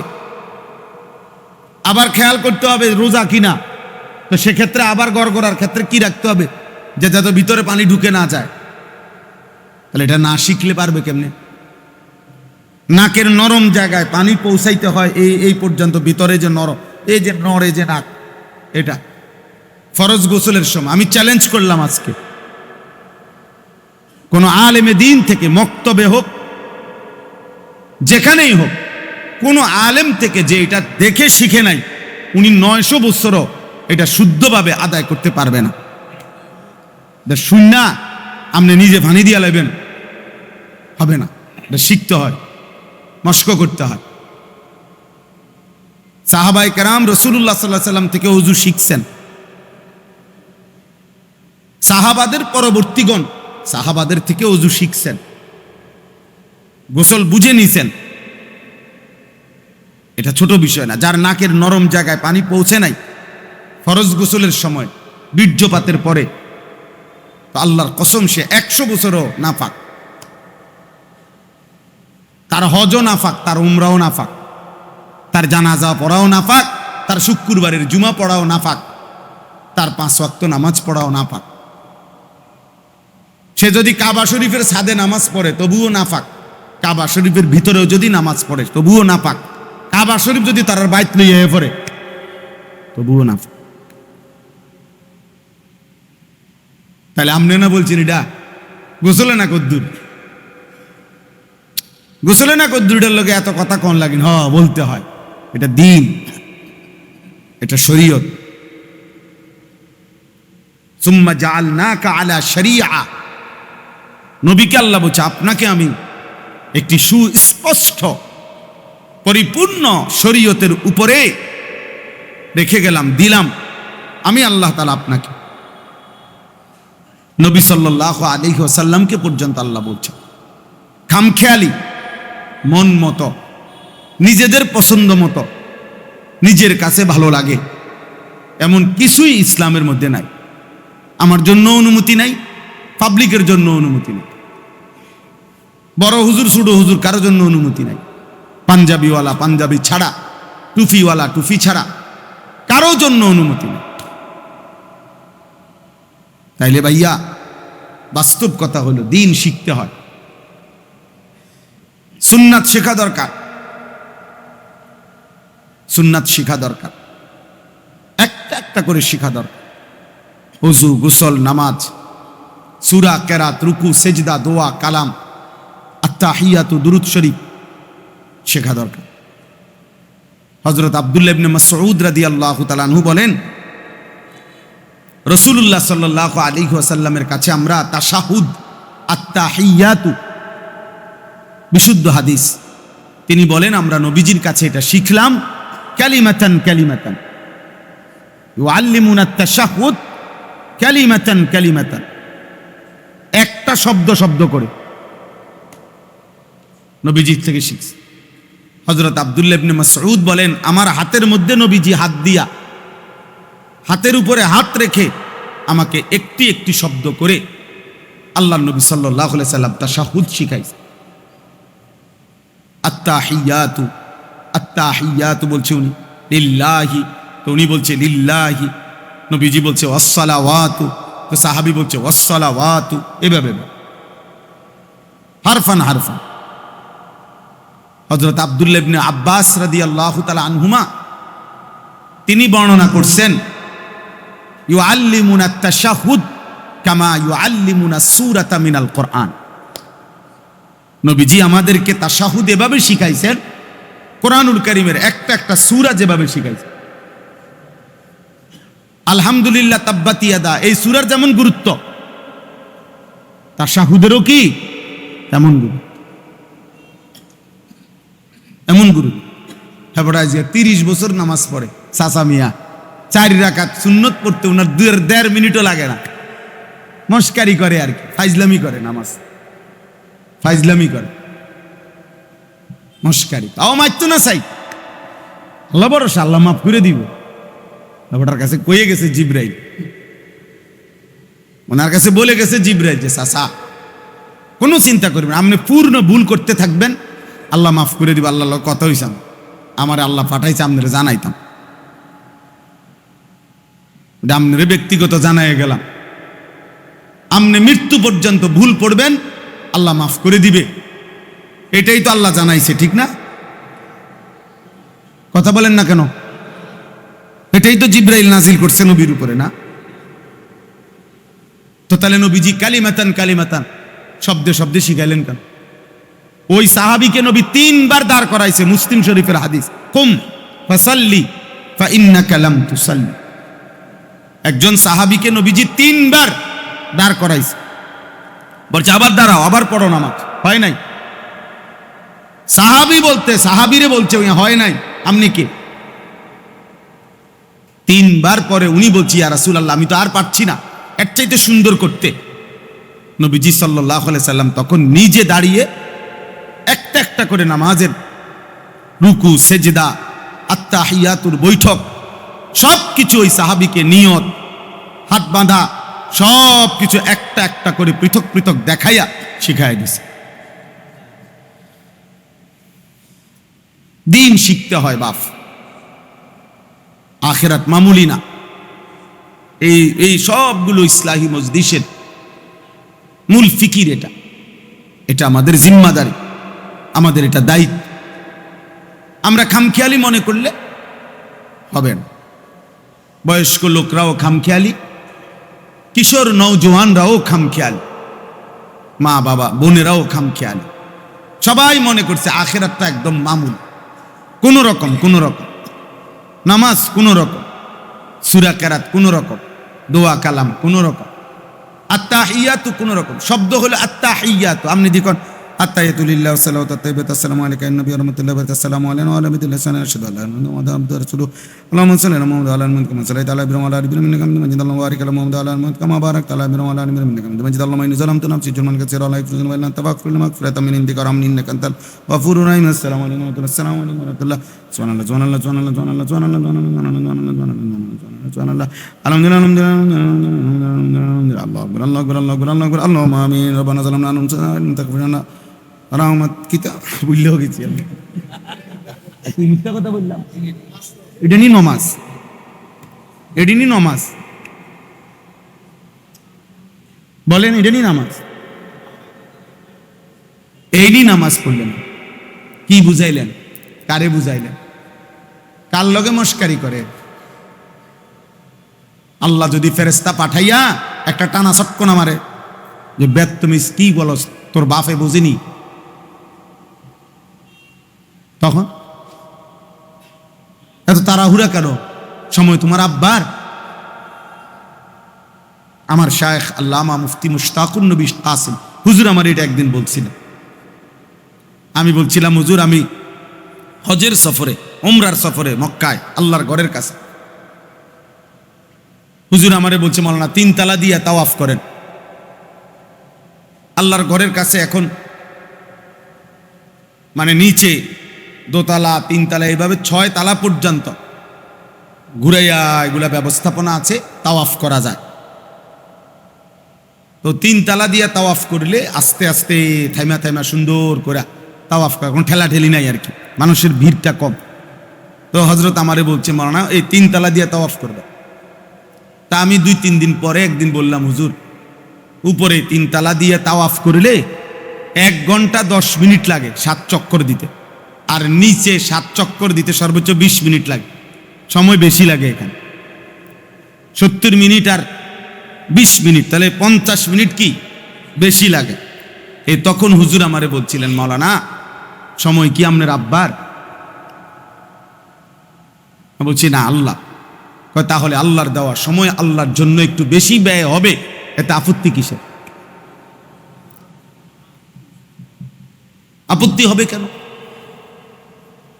আপনি জুমার নামাজে বসলে এমন করেন কা 1:30 বাজলে কি হইছে? 1:35 বাজলে সমস্যা কি? 1:30 জুমার নামাজের নিয়ত বানতেই হবে, এটা কোরআনের আয়াত, এটা হাদিস। তাহলে আপনি এরকম কামরায় কামনে, হ্যাঁ অসুবিধা কি? আপনি 15 মিনিট পরে বের হবেন মসজিদ থেকে, বলে আপনি এরপরে কি করবেন? জুমার পরে গিয়া ভাতের থালাটা সারা, ভাত কতটি খাউন সারা, আর কি কামটা জুমার পরে? আর কি আপনি মাড়ি কাটবেন এখন? আপনি তো ভাতই খাবেন, এই তো আর কি। তো ভাত 15 মিনিট পরে খান, সময় বেশি হইলে কি একবারে 2 ঘন্টা ব্যবধান হয়ে যাবে যে 2টার নামাজ এটারে 4টা বাজে দাঁড়াইছে হুজুরে তো ব্যাক কল, নাহলে 15 মিনিট কি হবে? 20 মিনিট এদিক সেদিক হবে নাকি? সব মিলাইয়া 15-20 মিনিট এত দামি হয়ে গেল আপনার মসজিদ থেকে বের হইতে পারা সফলতা। রাসূলুল্লাহ সাল্লাল্লাহু আলাইহি ওয়াসাল্লাম বলছেন পানির মধ্যে মাছ যেমন, মসজিদের মধ্যে মুমিন তেমন। আল মুমিনু ফিল মসজিদ কাসসামাকি ফিল মা। আর খাঁচার মধ্যে পাখি যেমন, মসজিদে মুনাফিক তেমন। খাঁচার পাখি যেমন সারাক্ষণ ছটফট করে, মুনাফিক মসজিদে আসলে এমন ছটফট। এজন্য 2 রাকাত ফরজ শুক্রবার জুমার দিন ইমাম সাহেব সালামটা ফিরাইতেই যেই সমস্ত মুসল্লি সাথে সাথে বের হয়ে যায়, তারে শয়তানে কামড়ায়, তারে ইবলিসে কামড়ায়, তারে গুড়া কিরমি কামড়ায়। তাহলে সমস্যাটা কি? 4 রাকাত সুন্নত যদি এটা প্রয়োজনই না হইতো জুমার পরে, তো ইমাম সাহেব পড়ে কেন? আপনি জিজ্ঞাসা করেন না কেন যে হুজুর আপনি বেহুদা জিনিসটা কেন পড়েন? আপনি দেখেন না আমি সবসময় বাইরে যাই, আপনি আমার থেকে শিখতে পারেন না? হ্যাঁ আপনার কারণে সবসময় দাওয়াতে দেরি হয়, আপনি লেগে বইয়া তখন লাগে। বলেন 4 রাকাত সুন্নত জুমার পরে ইমাম সাহেব তার আব্বার বাড়ির থেকে এটা বানাই আনছে নাকি? কথা বলেন না কেন? ইমাম সাহেব তার বাপের বাড়ির থেকে বানাইছে এটা, আর অথবা এটা শরীয়তের বিধান যে এটা শুধু ইমাম আর সামনের কাতারের বুড়া কয়জন মুসল্লি উনারাই কেবল পড়লে চলবে, বাকিরা বাইরে হইলে চলবে, এটা শরীয়তের বিধান। তো তাইলে আপনি বের হন কেন? আপনার সমস্যা কি? আপনারা কামরায় কিসে? মূল কথা হলো ওই মসজিদের মধ্যে মুনাফিক এমন, খাঁচার মধ্যে পাখি যেমন, কাত্তাইরে ফিল কাফাস, খাঁচার মধ্যে পাখি যেমন। এই জন্য আখেরাত 30,000 টাকা না, মসজিদে টাকা 30,000 দিছেন আপনি বেহেস্ত, জি না। 4টা ফ্যান দিছেন মসজিদে 3-12,000, আর আপনি বেহেস্তে যাবেন গা? বেহেস্তে আপনার আব্বার সম্পত্তি। হ্যাঁ, বেহেস্ত মামুর বাড়ি, 12,000 টাকা দাম বেহেস্ত। বেহেস্ত মানে কি? একটা রুম আর একটা বারিন্দা। তাহলে এটা এত কম দামি হয়ে গেল? আল্লাহ আমাদেরকে হেফাজত করেন। বুঝতে শিখেন বাবা, দিন শিখেন, দিন শিখেন। ইমান শিখতে হয়, আমল শিখতে হয়, মুআমালাত, লেনদেন, শরীয়তের হালাল হারাম জানা আপনার জন্য ফরজ আইন। আদব, আখলাক, মুআশারাত, আচরণ আপনাকে দিন শিখতে হবে। আল্লাহ তাআলা আমাদের উপরে পুরা দিন ফরজ করেছেন। উদখুলু ফিস সিলমি কাফা। আল্লাহ বলছে মোমেন তোমাকে বলছি, আমি তো কোনো বেঈমানকে বলছি না। মোমেন তুমি না বললে আমার উপরে ঈমান আনছো, এই জন্য তো আমি তোমাকে বললাম। তুমি তো বলছো আমার রাসূলকে তুমি মানো, ইয়া আইয়ুহাল্লাযীনা আমানু, তাহলে তুমি বলছো লা ইলাহা ইল্লাল্লাহ, তুমি মানো। তুমি বললা মুহাম্মাদুর রাসূলুল্লাহ, তুমি মানো। আরে বান্দা, আমি এই জন্য না বলছি তোমারে উদখুলু ফিস সিলমি কাফা। আমি তো কোনো মুশরিককে বলি নাই এ কথা, আমি তো কোনো হিন্দু, বৌদ্ধ, ইহুদি, খ্রিস্টান, নাস্তিক, মুরতাদকে বলি নাই। তুমি বলছো তুমি মুসলমান, এজন্য না তোমারে বলছি পুরা ইসলাম মানো, পুরা ইসলামে ঢোকো। এখন তুমি যে উল্টা, তো তুমি নিজেকে লা ইলাহা ইল্লাল্লাহ এটা কেমনে বুঝাইলা? মুহাম্মাদুর রাসূলুল্লাহ কেমনে বুঝাইলা? বলেন। ইনসাফ থাকতে হবে দোস্ত, ইনসাফ থাকতে হবে।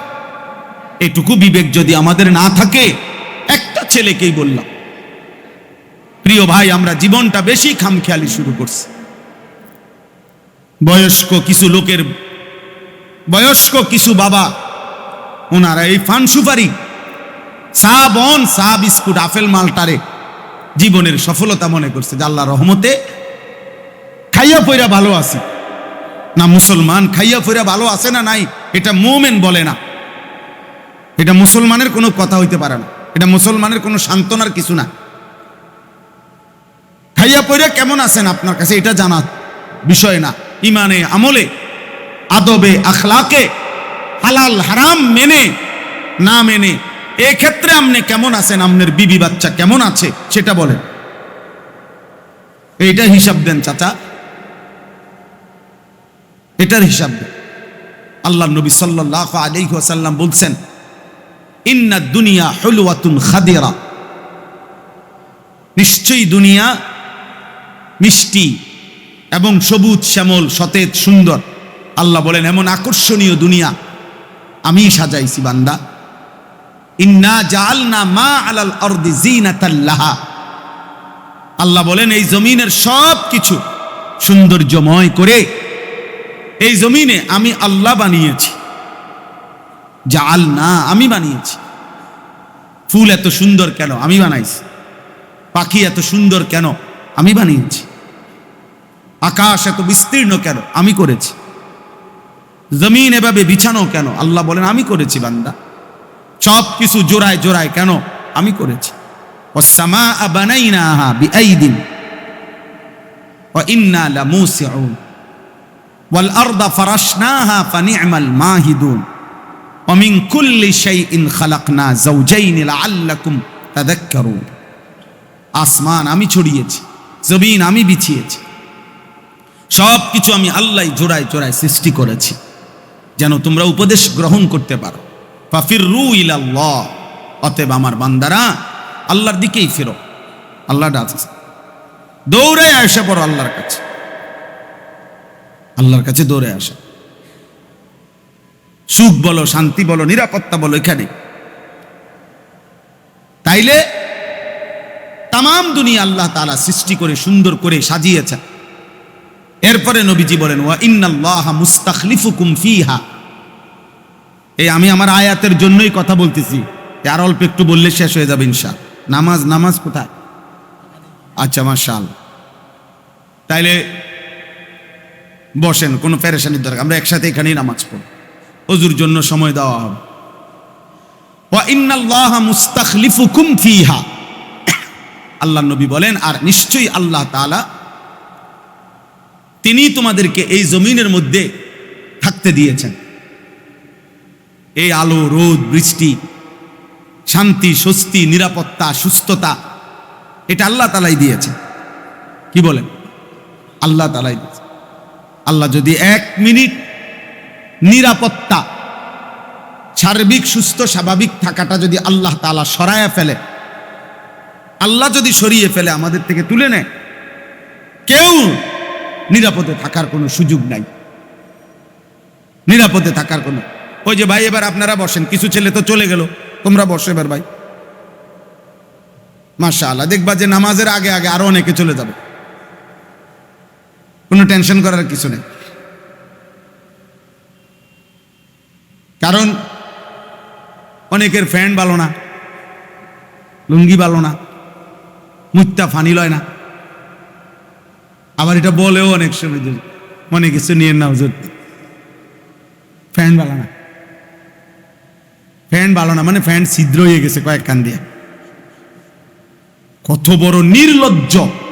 18 বছর, 20 বছর, 25 বছর, 30 বছরের এত বড় দামরা, এত বড় দামরায় ফ্যান ভালো না। ছি ছি ছি ছি ছি বেটা, একটা 6 মাসের বাচ্চাও তো পেশাব করে দিলে কান্নাকাটি শুরু করে, তার মারে যেন কান্না দিয়া, চোখের পানি দিয়া বাচ্চা ডাকে, মা আমার শরীর পেশাব করে ফেলছি রে, পাল্টাও। একটা কুলের বাচ্চা কাঁদে কেন নয়তো? আর এত বড় নির্লজ্জ মুসলমান, সে দিনের পর দিন পেশাব করে, একবারও পানি নেয় না, ঢিলা কুলুক ব্যবহার করে না, এই যায় জাইরেটেরা যা পরে সব প্যান্টের ভিতরে, সব লুঙ্গির ভিতরে। নিজের দোকান ঘর, এটার পিছি দিয়া কোনা দিয়া মুত্তা দৌড় দিয়া গেল। ওর স্কুল এটা, সে স্কুলে পড়ে, তারার স্কুলের বাউন্ডারি ওয়ালের কোনাতে খাড়াইয়া মুত্তা আবার দৌড় দিয়া এসে ক্লাসে আইয়া বসে। কি মিথ্যা বললাম?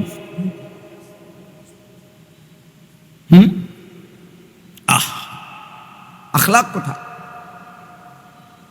আখলাক কোথায়? অপবিত্র মানুষ ঘৃণিত, অপবিত্র মানুষ শয়তানের বাসা। পবিত্রতার মধ্যে যার মধ্যে নাই ইহতিমাম না। কোরআনুল কারীমের মধ্যে আছে, আমাদের নবী সাল্লাল্লাহু আলাইহি সাল্লামের জামানায় কুবাবাসী, কুবা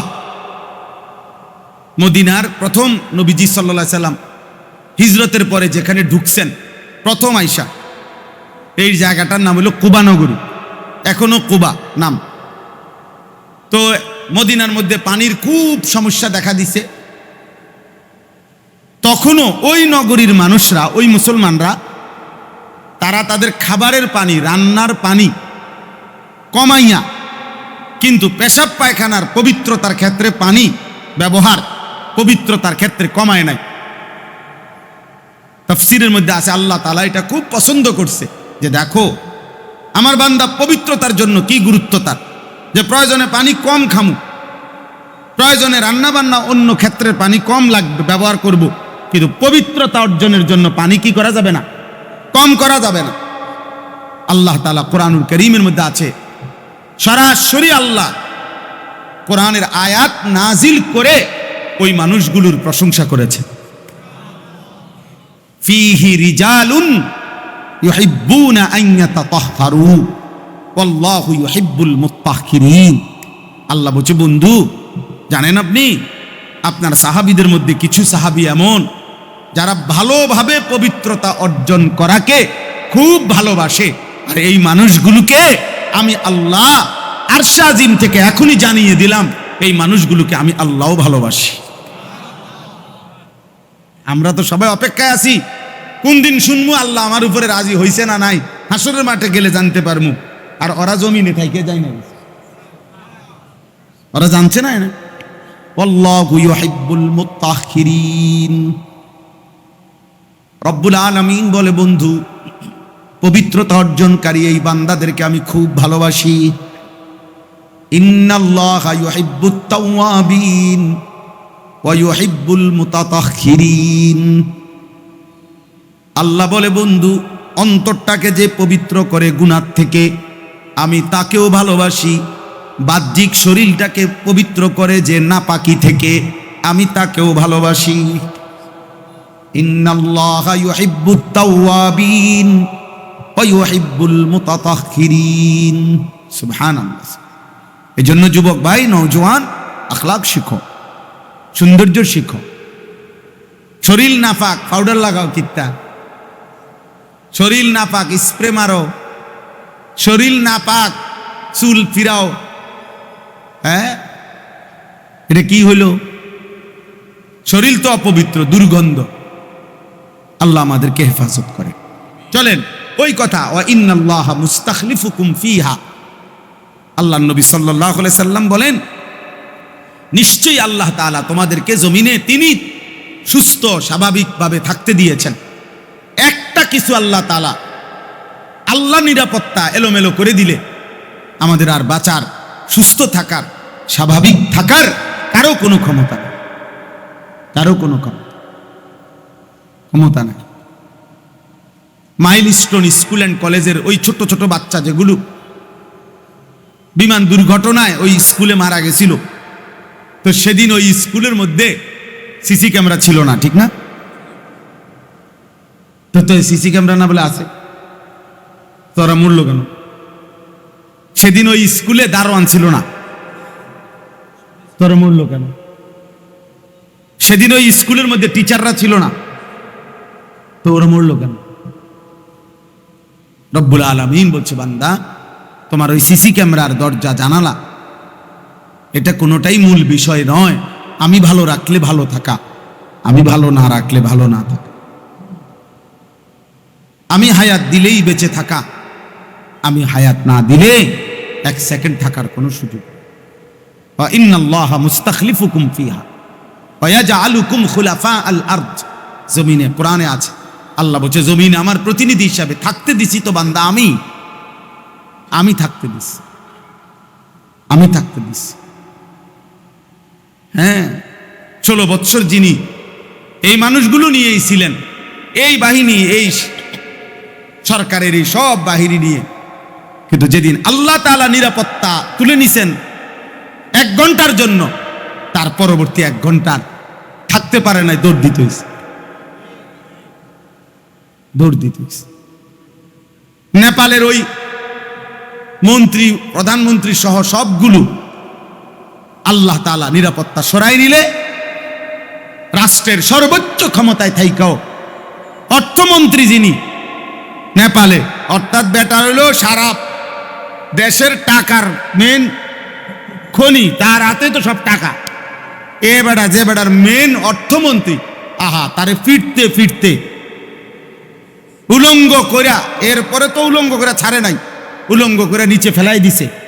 ওইখানে আবার ইডা মারতে মারতে বেচার আবার দাঁড়াইছে, আবার পইরা গিয়া শেষ পর্যন্ত মারা গেছে।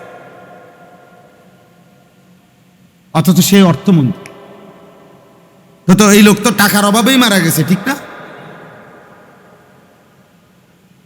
পৃথিবী দেখছে হেলিকপ্টারের রশির মধ্যে ঝুল্লা মন্ত্রী সাপ ঝোলে, দেখে নাই? নেপালে এই ছবি দেখেন নাই? এরা মন্ত্রী, মন্ত্রীর পরিবার। বাঁচার জন্য হেলিকপ্টারের রশিদে ঝুলে, অথচ একটাবার ভাবেও নাই যে আরে আমি করতেছি কি, হেলিকপ্টারের রশিদে ঝুলাই বাঁচবো কেমনি, কি ওয়ালে বাড়ি খামু, না বিল্ডিং এ বাড়ি খামু, না গাছের মধ্যে বাড়ি খামু, আর এটা থেকে আমি নামবো কেমনি, এটা যাবো কোথায়? না, আল্লাহ যখন নিরাপত্তা সরায় নেয় তখন আর দিল, দিমাগ, ব্রেন কিছুই কাজ করে না। এজন্য প্রিয় নওজোয়ান, খুব তাফালিং করতে আসো। সামান্য একটা মোবাইল পাইয়া যেই উত্তরানি তোমরা উতরাইছ, এর খেসারত দিতে হবে। তুমি কিংবা অন্য কেউ, তুমি কিংবা তোমার পরিবার। একজন সুস্থ স্বাভাবিক মুসলমান এত নারী, এত ছবি, এত জিনা, এত ব্যভিচার, এত অসভ্যতা, এত অশ্লীল ছবি দেখতে পারে না। লজ্জা, হায়া, শরম এভাবে চলে যায় মুসলমান থেকে, এটা অকল্পনীয়। আমাদের মা বোন মেয়েদের অসভ্যতা দেখলে রীতিমতো ভাবতে হয় এদের বংশে কেউ মুসলমান আছে কিনা, এদের গোটা ফ্যামিলিতে কেউ মুসলমান কিনা। যদি কোনো বাবা মুসলমান থাকতো, তার তো আত্মমর্যাদায় লাগার কথা যে আমার মেয়ে এমন কেন। যদি স্বামী মুসলমান হইতো, তার তো আত্মসম্মানে লাগার কথা ছিল আমার স্ত্রী এমন কেন। আজকে বাবার বিষয় দাঁড়াইছে, ছেলে পেলেদের চুল, চেহারা, হাঁটা চলা দেখলে বোঝা যায় আর পরিবার থেকেই যেন তারে আল্লাহ ভুলাই দিছে, নবী ভুলাই দিছে, ইসলাম ভুলাই দিছে। কতদিন হয় সে আল্লাহ চেনে না, আখেরাত চেনে না, রাসূল চেনে না, কে জানে। 365 দিনে আপনারা জিজ্ঞাসা করেন, এরম অসংখ্য ছেলে তারে বুকে জড়াইয়া কাছে আইনা বলেন না যে বাবা, গত 365 দিনে কোনো দিন তুমি ফজরের নামাজ পড়ছো? তুমি কি জানো ফজরের আজান হয় কখন? এই অল্প অল্প ছোট্ট খাট্ট দিয়ে একটা মাদ্রাসা যদি না হতো, তো আজ আমাদের অবস্থা আরো দুর্বিষহ, আরো কঠিন হইতো রে বাপ। সত্য কথা এটা, বাস্তবতা এটা। দিন, ইমান, ইসলাম, আমার শায়েখ আল্লামা মুফতি মুশতাকুর নবী সাহেব সবসময় বলে এটা। প্রতিটা ছোট বড় মাদ্রাসা, এগুলো হলো বর্তমানে ইমান, ইসলাম, দ্বীনের শেষ আখেরি দুর্গ, শেষ জায়গাটা। যদি এগুলা নিশ্চিহ্ন হয়ে যায়, এই ছোট্ট ছোট্ট মাদ্রাসা মসজিদ যদি জায়গায় জায়গায় না থাকে, একদিন একটা প্রজন্ম হয়তো 50 বছর পরে, 30 বছর পরে এমনও হইতে পারে যারা জানতে চাইবে যে আল্লাহ বলতে কি বুঝায়, আখিরাত কি। বিশ্বাস হয় না? আমি বলতেছি কোরআন শরীফ থেকে, আপনার বিশ্বাস হবে, এখন বলতেছি। আপনি একটা উদাহরণ দিলে বুঝবেন। আমার ওই হাদিসটা শেষ করি। ওয়া ইন্নাল্লাহা মুস্তাখলিফুকুম ফিহা ফায়ানজুরা কাইফা তা'মালুন। আল্লাহর নবী সাল্লাল্লাহু আলাইহি সাল্লাম বলেন, তাহলে দুইটা কথা বলছে। এক, আল্লাহ এই সুন্দর পৃথিবী সাজিয়েছেন, কে? দুই, তিনি তোমাদেরকে এখানে থাকতে দিয়েছেন, কে? ফায়ানজুরা কাইফা তা'মালুন। অতঃপর আল্লাহ দেখতেছেন, 24 ঘন্টা তাকিয়ে আছেন তোমরা কে কোন আমল করছো। ফাত্তাকুদ দুনিয়া ওয়াত্তাকুন নিসা। এরপরে নবীজি উপদেশ দিছে, অতএব হে আমার উম্মত, অবশ্যই তোমরা দুনিয়ার ধোঁকা থেকে নিজেকে বাঁচিয়ে রাখো, এবং নারীর ধোঁকা, নারীর দ্বারা গুনাহ, নারীর দ্বারা অশ্লীলতা, নারীর দ্বারা বেহায়াপনা, নারীর সাথে সম্পৃক্ত নাচ, গান, ছবি, নাটক, সিনেমা, জিনা, ব্যভিচার, ভালোবাসা, প্রেম, অবৈধ সম্পর্ক, পরকীয়া, যে কোনো রকমের গান, বাদ্য, নৃত্য, যত কিছু নারীকে দিয়ে হইতে পারে, যত গুনাহ আল্লাহ নবী বলেন এই ফাঁদ, এই ধোঁকা থেকে বাঁচো বাঁচো বাঁচো বাঁচো, নাই তো আখেরাত নিরাপদ হবে না, আখেরাত নিরাপদ হবে না। তো আমি ওই উদাহরণটা বলতে চাচ্ছি এবার। আপনারা অনেকেই শুনছেন আমাদের নবী সাল্লাল্লাহু আলাইহি সাল্লামের জন্মের পূর্ব থেকেই মক্কার কুরাইশরা আল্লাহর ঘর কাবা ঘরে, এই কুরাইশ কাফেররা একে তো কাবা ঘরে এবং তার বাহিরে 360টা মূর্তি ছিল, নাউজুবিল্লাহ। আর এই কাবা ঘরের চারদিকে তাওয়াফ যুগ যুগ থেকে, ইব্রাহিম আলাইহিস সালামের জামানাত থেকেই চলতো। তো কুরাইশদের আমলেও দূর দূরান্ত থেকে মানুষ হজ্জের মৌসুমে আসতো, আল্লাহর ঘর তাওয়াফ করত, অন্য সময়ও আসতো তাওয়াফ করত। তো আল্লাহর ঘরের তাওয়াফ করতে গিয়ে নির্ধারিত পোশাক আছে, আপনারা জানেন, মানে এহরামের একটা পোশাক আছে, দেখছেন না, দুই কাপড়ের, মানে দুই টুকরা চাদর সাদা, এই পোশাক তাওয়াফের এহরামের পোশাক এটা। তো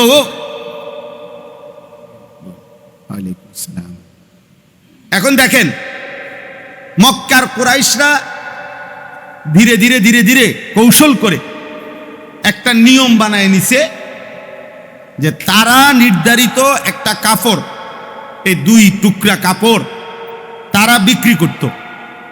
তো তারা শেষ পর্যন্ত তারাই যেহেতু কাবা ঘরের কুরাইশরাই ছিল মেইন মাতবর, তো এই মাতবরেরা সিদ্ধান্ত করছে যে এখানে কেউ তাওয়াফ করতে হইলে আমাদের থেকেই শুধু যে আমাদের কাছে যে কাপড়টা এইটাই চড়া দামে কিনতে হবে, এইটা ছাড়া অন্য কোনো কাপড় এই রকম আনলে নিজেরা হবে না, শুধু এটা দিয়েই তাওয়াফ করতে হবে। আর যদি কারো এই কাপড় কেনার সামর্থ্য না থাকে তাহলে সে উলঙ্গ হইয়া বিবস্ত্র তাওয়াফ করবে, কিন্তু তার ব্যক্তিগত পোশাক দিয়ে হবে না। বুঝছেন না কথা? এখন এইটা যখন তারা চালু করছে আইন, ধীরে ধীরে ধীরে ধীরে তারা এটার দাম বাড়াই দিছে। মনে করেন একটা পণ্য, এটা মালটার দাম 20 টাকা, আমি জানি যে কোনো খান থেকে লইলে আমি 20 টাকা, আমার তে কয় এটা 200 টাকা, তা আমার একটা বিবেকে কেমনে বলবে যে কিরে কস বেটা, 20 টাকার মালটা নয়তো 30 টাকা হইতে পারে, এটা 200 টাকা হবে কেন?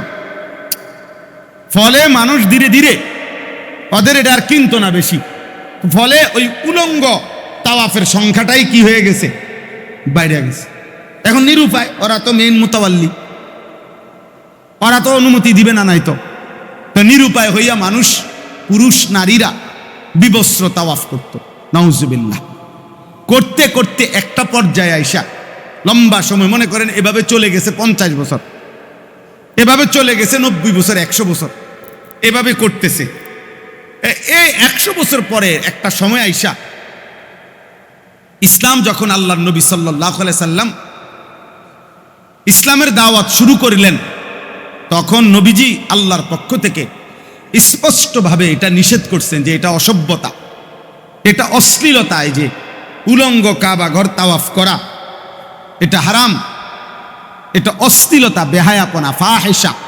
আরবিতে অশ্লীলতাকে বলে ফাহিশা, এটা ফাহিশা কাজ। এই তখন এই কুরাইশরা যে এই যখন নবীজি নিষেধ করছে, আল্লাহ নিষেধ করছে, তখন কুরাইশরা এটার একটা জবাব দিছে যে এ কেন মানুষ উলঙ্গ তাওয়াফ করে। কথা বুঝেন নাই? এই কথাটা কোরআন শরীফে আছে, ওয়া ইযা ফাআলু ফাহিশাতান, আল্লাহ তাআলা বলে যখন তারা করছিল এই অশ্লীলতাটা, এই অসভ্যতাটা, যে বিবস্ত্র তাওয়াফ, উলঙ্গ, তো যখন তাদেরকে নিষেধ করা হলো তখন তারা দুইটা জবাব দিছে। এক, ক্বালু ওয়াজাদনা আলাইহা আবাআনা, এই কাফেররা বলল, এক নম্বর, আমরা আমাদের বাপ দাদা পূর্বপুরুষ থেকেই দেখে আসছি, পাইছি এভাবেই তাওয়াফ করে, এই উলঙ্গই। ওই যে বললাম হইতে পারে 100 বছর চলে গেছে, 200 বছর চলে গেছে, তো এখন তারা মনে করছে এটাই আমাদের বাপ দাদার আমল থেকে এটাই কি নিয়ম। দুই, সবচেয়ে জঘন্য কথা হলো যেটা, কোরআন শরীফে আছে, স্পষ্ট আল্লাহ উল্লেখ করছে। এই বেঈমানরা বলতে শুরু করছে, মুহাম্মদ এই যে উলঙ্গ তাওয়াফ করা, আল্লাহু আমারানা বিহা, এটা সরাসরি আমাদের বাপ দাদা পূর্বপুরুষকে আল্লাহ এভাবে তাওয়াফ করতে বলছে। এই কথা এটা বলতেছে, বুঝছেন? একটা জেনারেশন আইসা এত বড় জঘন্য হইছে যে এত বড় মিথ্যা হারামকে আল্লাহর উপরে কি করে দিছে? চাপায় দিছে। তাইলে একটা প্রজন্ম বলবে একদিন যে আমি তো আমার বাবাকে জন্ম থেকে দেখছি এমন চুল, আমি তো আমার বাবারে দেখছি জন্মের পর, বুঝার পর থেকে দেখছি আমার আব্বা বিড়ি খায়, কাজে এটাই নিয়ম। বিড়ি খাওয়া যদি খারাপ কিছু হইতো তো আমার আব্বা 50 বছর খাইলো কেমনে? আমি তো আমার আব্বারে বুঝার পরেই দেখছি। হ্যাঁ, একটা সময় প্রজন্ম, একটা সময় জেনারেশন আইসা ইসলাম ভুলে যাবে, আল্লাহ চিনবেন। আমি বললাম এটা পৃথিবীতে আরো বহু নমুনা আছে। 90 বছর পরে ফ্যামিলির কেউ আর, এই পৃথিবীতে এমন ঘটনা আমরা কিতাবে পড়ছি, ফ্যামিলির কেউ আর আল্লাহ চেনে না। এক বাবা ও এক জেলায় আমি মাহফিলে গেছি, ওই জেলার ওই মাহফিলে একজন আলেম, উনি পুরা উপজেলার মধ্যে সকলের স্বীকৃত আলেম ছিলেন। ওনার মৃত্যুর পরে ওনার 6 ছেলে ইউরোপ থাকে। 6 ছেলে এই মৃত্যুর পরে একবার মাহফিল করছে গ্রামে, গ্রামবাসী বাবার স্মরণে। কিছুদিন পরে আর কি একটা সময় আমি সেই মাহফিলে ওয়াজ করছি, তো ওই 6 ছেলে ইউরোপ থেকে বাবার মাহফিলের স্মরণে ওরা আসছে, বাংলাদেশে দেশে আসছে। আমি নিজ চোখে দেখছি যে একজনের চেহারা দাড়ি টুপি বলতে কিচ্ছু নাই, এবং এমন স্যুট বুট পরা যে এদের বংশে গত 100 বছরে কেউ আল্লাহ খোদা চিনত, এটার নমুনা।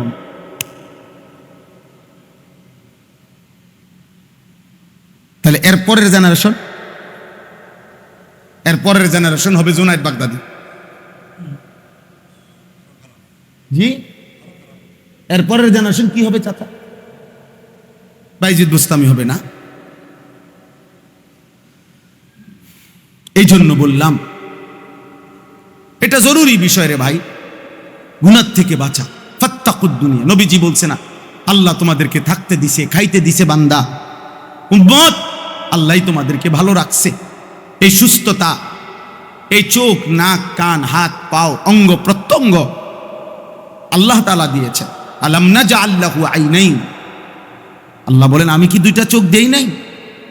ওয়া লিসানা ওয়া শাফাতাইন, আমি কি জিহ্বা দেই নাই, ঠোঁট দেই নাই? তাইলে দয়া করে আল্লাহ তাআলা আমাদেরকে এই শরীর, স্বাস্থ্য, জীবন, যৌবন, সুস্থতা, অর্থ সম্পদ, স্ত্রী, সন্তান, মাল, দৌলত আল্লাহ দিছেন। আর আল্লাহ তাআলা আমাদের কাছে ঈমানের পরে 2টা জিনিস মৌলিকভাবে আল্লাহ চায় প্রত্যেক মুমিনের কাছে। 1, গুনাহ ছেড়ে দাও, আমার নিষেধগুলো ছেড়ে দাও। আর 2, আমার আদেশগুলো পালন করো। আর এরই নাম তাকওয়া, এরই নাম কি? এরই নাম তাজকিয়া, আত্মশুদ্ধি। এরই নাম ইসলাহি মাহফিল, এরই নাম সংশোধন, ইসলাহ, এরই নাম সংশোধন, এরই নাম সংশোধন। আল্লাহ তাআলা এটা আদেশ করেছেন, নবীজি এটা আদেশ করেছেন। ইত্তাকিল মাহারিম, নবীজি বলছেন সমস্ত হারাম থেকে বেঁচে থাকো। তাকুন আবাদান নাস, তাহলে তুমিই হবে সবচেয়ে বড় ইবাদতওয়ালা, আল্লাহওয়ালা। কি থেকে বেঁচে থাকো? হারাম থেকে। বলেন না কি থেকে? হারাম থেকে বেঁচে, হারাম থেকে বেঁচে। নবী সাল্লাল্লাহু আলাইহি সাল্লাম বলেন ইয়াকুম ওয়া মুহাক্কারাতিজ যুনুব, সাবধান উম্মত, ছোট্ট থেকে ছোট্ট গুনাহ থেকেও বাঁচিয়ে থাকো, বেঁচে থাকো। কেন? ফাইন্নাহুন্না ইয়াজতামিউনা আলার রাজুল হাত্তা ইউহলিকনাহু, ছোট্ট ছোট্ট বিন্দু বিন্দু গুনাহ ধীরে ধীরে কোনো মানুষের মধ্যে জমা হলে একদিন এই ছোট্ট গুনাহগুলোই বড় আকার ধারণ করে ওই ব্যক্তিকে জাহান্নামে ফেলে দেবে, ধ্বংস করে দেবে, বরবাদ করে দিবে। ছিল তো সগীরা গুনাহ, কিন্তু বারবার করতে করতে সেটা এখন হয়ে গেছে কি কবিরা গুনাহ। ইসরার আলা সগীরা কবিরা, কবিরা গুনাহ হয়ে গেছে। কোরআনুল কারীমের মধ্যে আল্লাহ তাআলা বলছে, কুল তাআলাউ আতলু মা হাররামা আলাইকুম রাব্বুকুম।